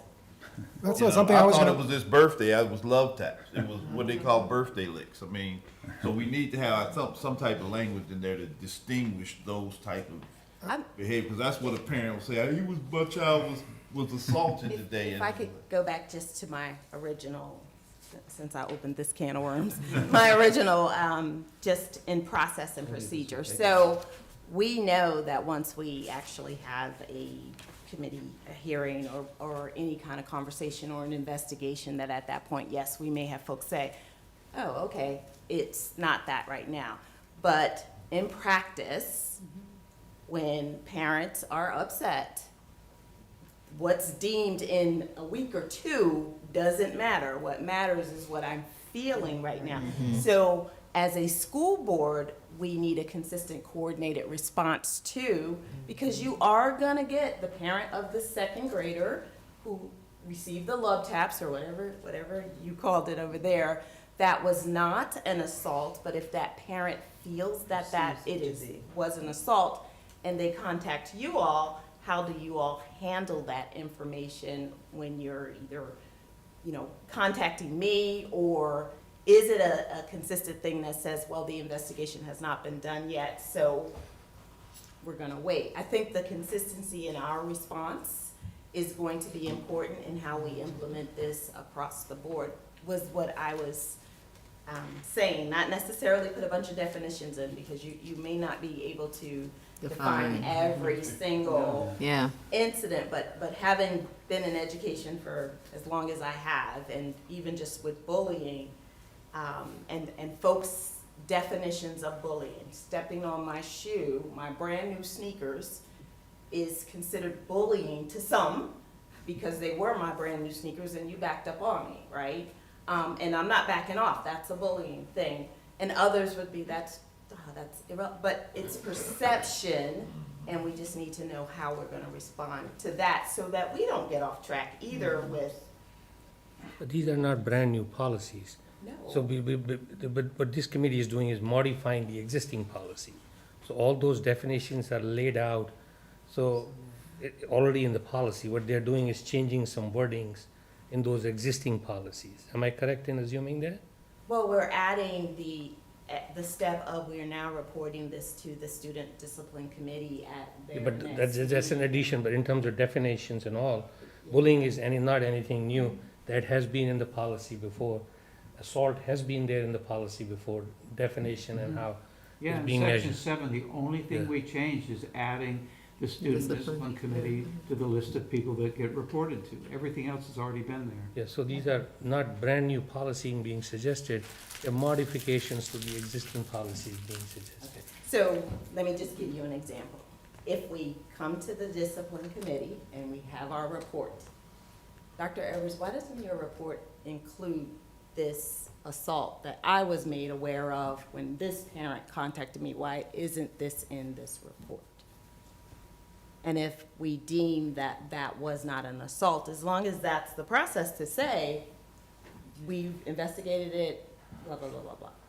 That's all. And then that's all you said. Yeah, then that's all you said. Your So question. I'm not, that sounds easy. I'm with you all. Just remember, we all said this when you called me to just have that And conversation. that's where discretion comes in, because if we find that someone in that chain didn't use what we would consider proper discretion, then we take action on that at the time. But at some point, and this is probably my military background coming out, but at some point we hire the right people, we put commanders in place to do command duty, right? And we trust those folks to do that. And I think we have to do that in our school system as well. We hire these principals, and we say, we've given you the authority to be the principal. Use your discretion. Use it wisely, but use your discretion. And then we trust them. And then when issues arise, we deal with those when they happen. And that's that's related to the change we made in the fall to put a hearing officer in the chain of command here. So Right. there's one individual that all these go through, so to ensure consistency of how they're handled, thorough knowledge of the practices we've used in the past, how cases have been handled in the past, rather than I decide one day, Mr. Jalil decides another day, and Mr. DePaul decides another day. You get inconsistent results that way, but with one person, everything going through, we make sure that we handle everything consistently, and I think we've tried to put that in place, and I think it's working. So last year, this board streamlined many of those discipline issues. One of them was, instead of every appeal trickling up to the school board, it has to go through a hearing officer. Because the school board, 3 members were switching every appeal, there were different 3 members. So there was no consistency. So that was streamlined, and this is another attempt to Yeah. streamline So- the process, and these are not written in stone. If tomorrow the superintendent feels that it needs to be changed, the changes could be brought back to the board, and we can modify these policies. These policies already exist. These are modifications to the existing policy. And there's nothing stopping this board to modify these policies. Again, we are not adamant in just sticking to these policies, hell or high water. They can be changed if they are not working, Mrs. Lowry. And I was gonna let the new members know that when we did get emails from parents, we forward them to the superintendent. So that's what we Your did. motion. So I want to know from this long discussion regarding JGD, JDE, I am not hearing consensus for any particular changes. Am I incorrect? Yeah. So, are there any of the other policies that people want to comment on? I'm about to make a motion to make an action item for 3 of these 4 policies. Let's make a motion, and then there could be Okay, a discussion. I move that we make it an action item tonight to vote on policies JFC, JFCZ, and JGD, JGE. Second. Is there a further discussion? Madam Clerk, would you Has it please been, call? Go has ahead. it been discussed, who is going to first call on a student to give up their phone? We're leaving those kinds of implementation issues to the people who have to do the implementation, the staff in the schools. We're not dictating that to them. Yeah. All right. So the motion is just whether we're going to vote on these tonight or not. That's the motion on the Yeah. table. Would you please call the, go ahead. If there, Is it possible to abstain because, except when he pulled this over to me, I have not seen these before. you can abstain if you wish. Yeah, so I need to abstain because I'd like an opportunity to review some of these. Or you can vote no, which means that we won't act on it tonight. We would act on it in the future, if your no I know vote. some of these need to be done to get into the student handbook. I know that's important. Yes, and we are, my hope is to have the student handbook updated and to be published by next Friday. We're currently working on it, because it needs to be updated by the communications department and then put on the website. We're quickly coming up on the end of July, end of registration and enrollment, so. And then you would just do like an addendum for any changes that are made after the VDOE comes out with its guidelines. Oh, absolutely. I mean, when January. January 1st, whatever changes we Right, you need would to just make, addendum. we would just do an addendum to the student Yeah. handbook. Okay. Let's call the roll. So the motion is whether or not we're going to vote tonight on the 3J policies here. To make it an action item.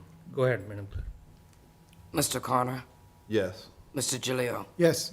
Dr. Day, Yes? Dr. Gupta, Yes. Mrs. Preston, Yes. Mr. DePaul. Yes. Mrs. Laurie. Yes. Dr. Tinsley. Yes. Motion carries. Now it's an action item. Is there a motion to approve this? So I move that we approve these 3 policies JFC, JFCZ, JGD, JGE as proposed here in the attached files. Second. Any discussion? Please call the roll. Mr. Connor? Yes. Mr. Jalil? Yes. Dr. Day? Yes? Dr. Gupta? Yes. Mrs. Preston? Yes. Mr. DePaul? Yes. Mrs. Laurie? Yes. Dr. Tinsley? Yes. Motion carries. Thank you. The next one is the addendum to superintendent contract. Dr. Day, you had Okay, yes, so I wanted to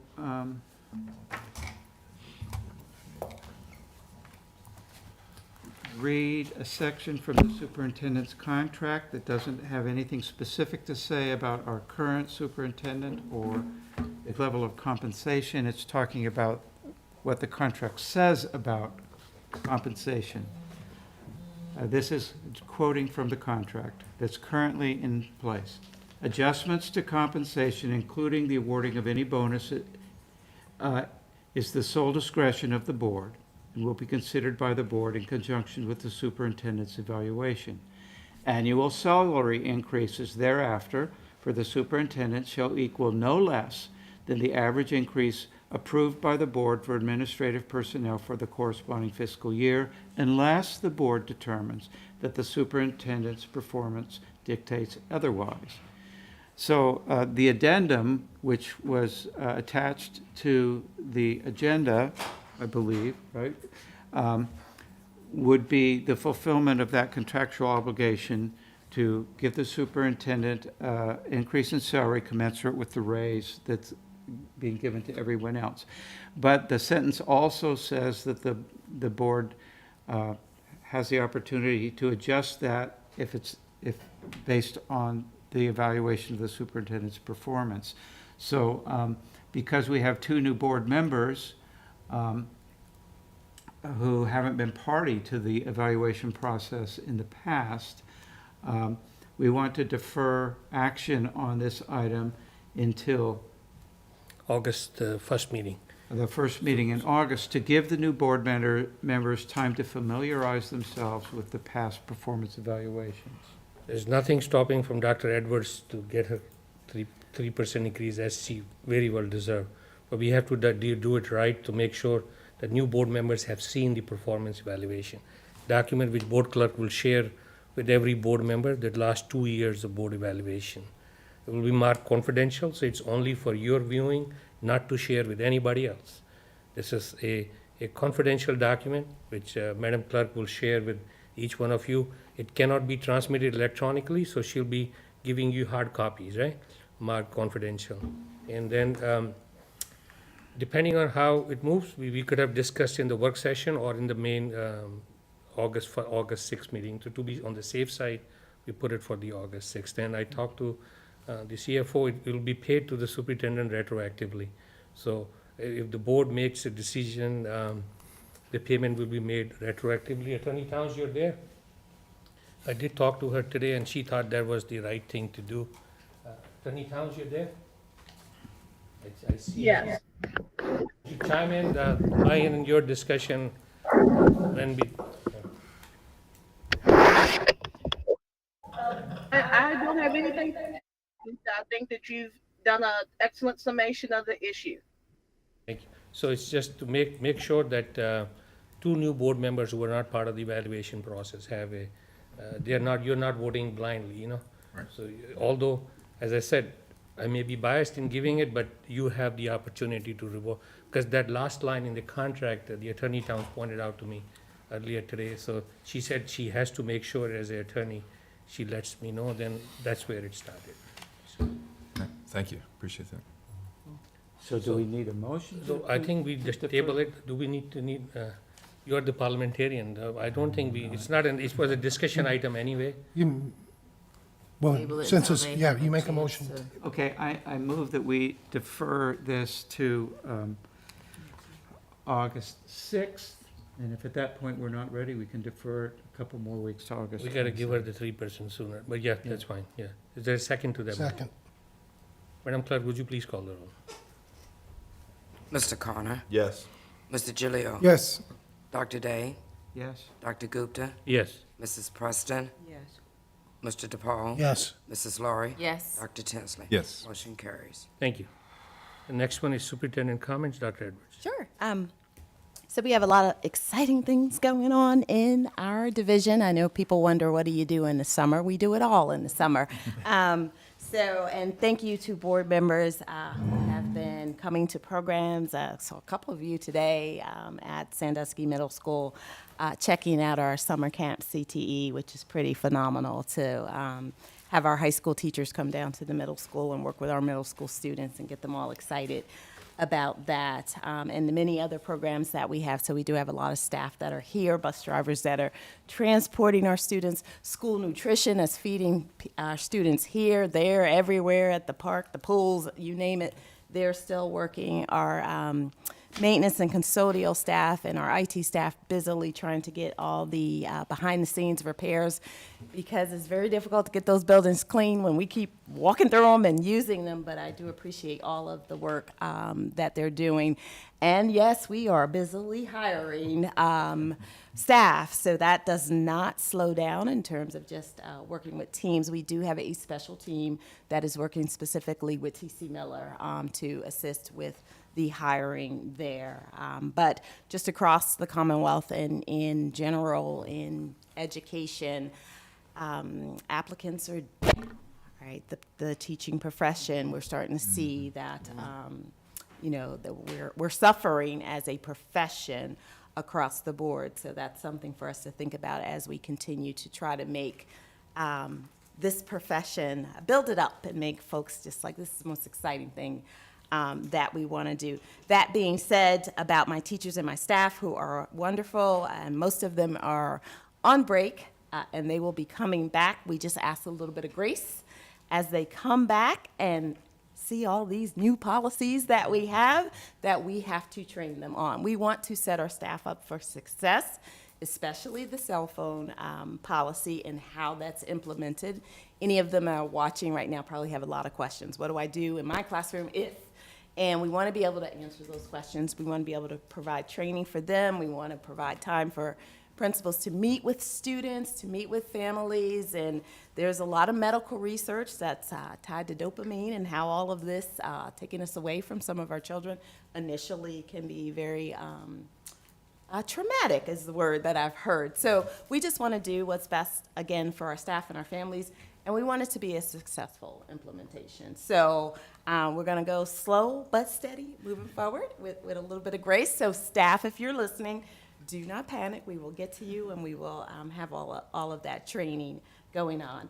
We do have this week also, as part of our partnership with the YMCA, and I think you all were invited to come and see the Power Scholars program at HES on, what's that, Thursday? Friday morning around 9:30. Another wonderful thing to just come and see our students learning and engaging. And then we have lots of things that are going to be happening really soon. Do not let me forget, but we do have 3 new school board member orientations coming up rather quickly so that you can feel very comfortable in participating. And because those can be open public meetings, we do need to include them and advertise them as we did last year as public meetings, because they could be open to the public or any board member who wants to attend those meetings coming up. And they will be this week and next week before we get to our next meeting. We're getting excited about having enrollment day.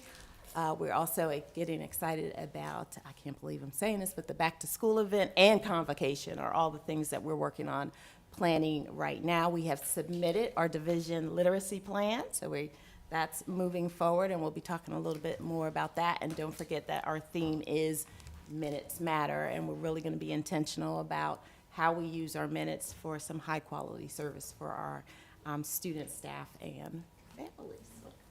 Would you be kind enough to share those orientation dates and times with everybody? Sure, they're Because I know Dr. Day has it, the new board members have it, but other board members, since it's a public meeting, public meeting means 3 or more board members, so anybody can come if they'd like to Now it comes to, thank you, Dr. Edwards. Board comments, I'll start with Mr. Connor. Let him be the first one to go. You mean share later? May I, as we begin this, maybe we should remind people that in this board comment section, we've been asking people to limit their comments to 3 minutes per person. 1 minute? Was it 1 minute or I 3? thought it was 3 minutes. 3 minutes, all right. What was it? One sounds good. Three is in between. And to confine yourself to topics that are relevant to school board business. Right, go ahead, Mr. Connor. No comments today. Thank you. Mr. Jalil. I look forward to the board's work and preparations for the 2024-2025 school year. I not only thoroughly enjoyed touring the CTE summer program today, but I also noticed that I enjoyed not seeing cell phones at all. The kids were very interactive with one another and with the projects they were working with their hands, walking all around the rooms, and I did not notice a single cell phone. It was very conducive to a good school learning environment. This year, I'd like to see effective identification of gifted students, so behaviors such as boredom or acting out are not misidentified and mishandled. I'd like to see quality student services, quality food in our lunchrooms and cafeterias, just quality education all around. I very much am looking forward to hearing good reports about the new benchmark curriculum and the implementation and the feedback from the benchmark leaders, and I am just very excited about that. There's nothing much more I can say about it. It looks tremendous. We need to focus on academics, and if we can make that the number one thing, we will progress in. If we try to divide it among so many other things as a lower priority, it won't get done. So let's continue to do that. And I look forward to being involved with the different committees that make an impact and a difference in our school system. So there's a few other things that I'd like to mention, but I'm going to keep it short today. And I'm thankful for my time here. I'm thankful for the board, and I look forward to working with you all. Thank you. Dr. Day.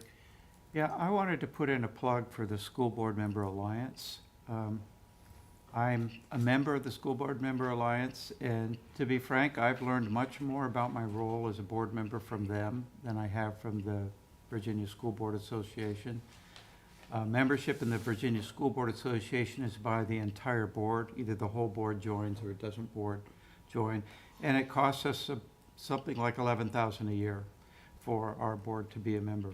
The School Board Member Alliance membership is by individuals, and it costs $250 a year per person. If you want to know more about the SBMA, I'd be happy to talk with you about it. Thank you, Dr. Day. Mrs. Preston. Welcome aboard again to our new board members. I am delighted to have both of you here and present, and I know that you're going to do a great job in supporting the young people in our schools. A reminder that Beacon of Hope is sponsoring 2 activities, one at Heritage, one at Glass, on the 23rd from 5 to 8, where they will have food trucks and so forth, and they're encouraging students to get involved with the FAFSA process. Thank you. Mr. DePaul. I just want to say welcome to you, both of you guys. As much as I'm going to tease and say, why did you even think about putting your name in the hat?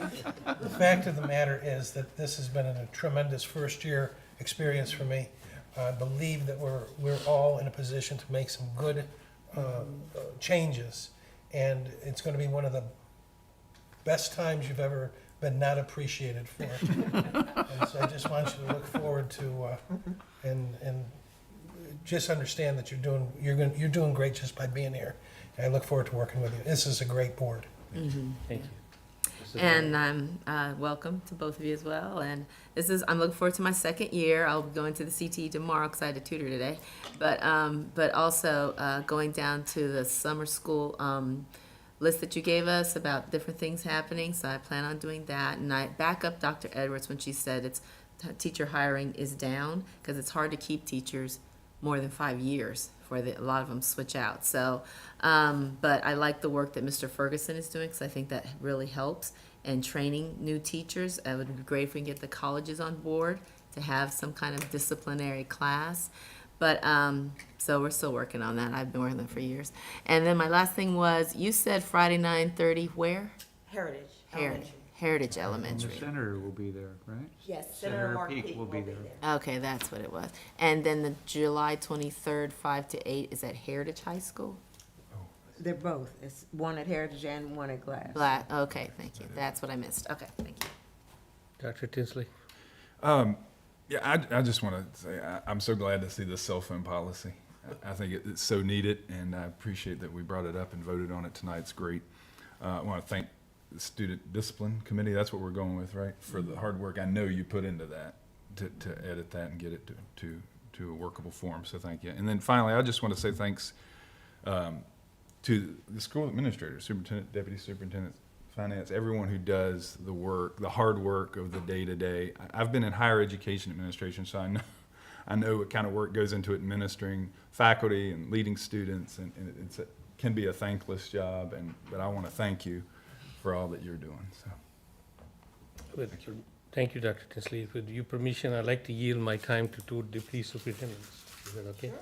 Go ahead, your vision, anything you want to talk, irrespective. Certainly, thank you. I am just excited about the work that we are doing this summer. As Dr. Edwards said, I think people often wonder, well, what happens during the summer when the teachers and students aren't there? But this is the time that all of the planning and all of the work is getting done, and we're continuing to work on benchmark implementation and working on developing a professional learning calendar for the entire year with specific focus not only for instruction but also for different departments.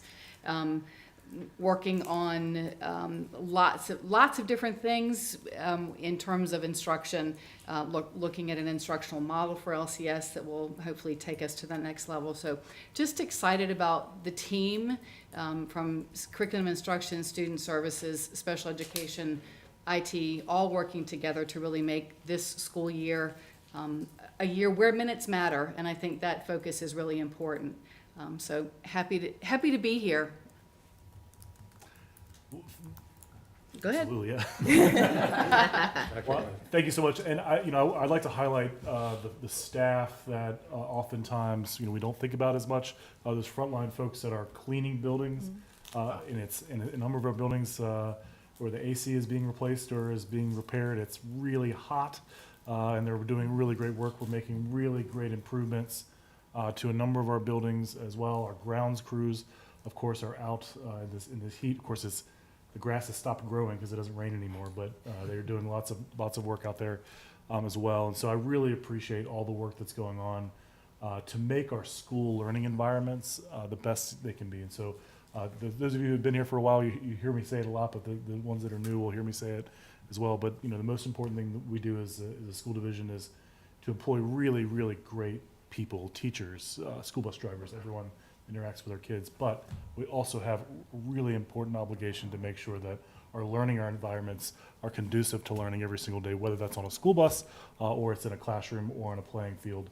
And there's a number of people that do a lot of work for that. So I really appreciate that. They work really hard, particularly in the summer times, all year long, but really in the summertime to get the schools where they need to be. So, as a side joke, best time to do in heat is pressure wash that heritage wall. That's an internal joke. Ms. James, I'll give you an opportunity if you want to say something, because I don't want to leave you out. Oh, absolutely not. And I want to extend a welcome to the new school board members. And I'm very excited to introduce you to the 10,160 budget lines that we have next week. Bring your popcorn. It's going to be an exhilarating time. Are we going to go through them one by one? Absolutely. I think, Mrs. Day, if you have anything to say, you chime in too. I done told you, I'm gonna just hit the gavel. I got two more informational items. School board work session, July 23rd at 5 p.m. right here in the board meeting. And the next school board meeting is August 6th, 5 p.m. right here in the board meeting. Meeting is adjourned. Thank you.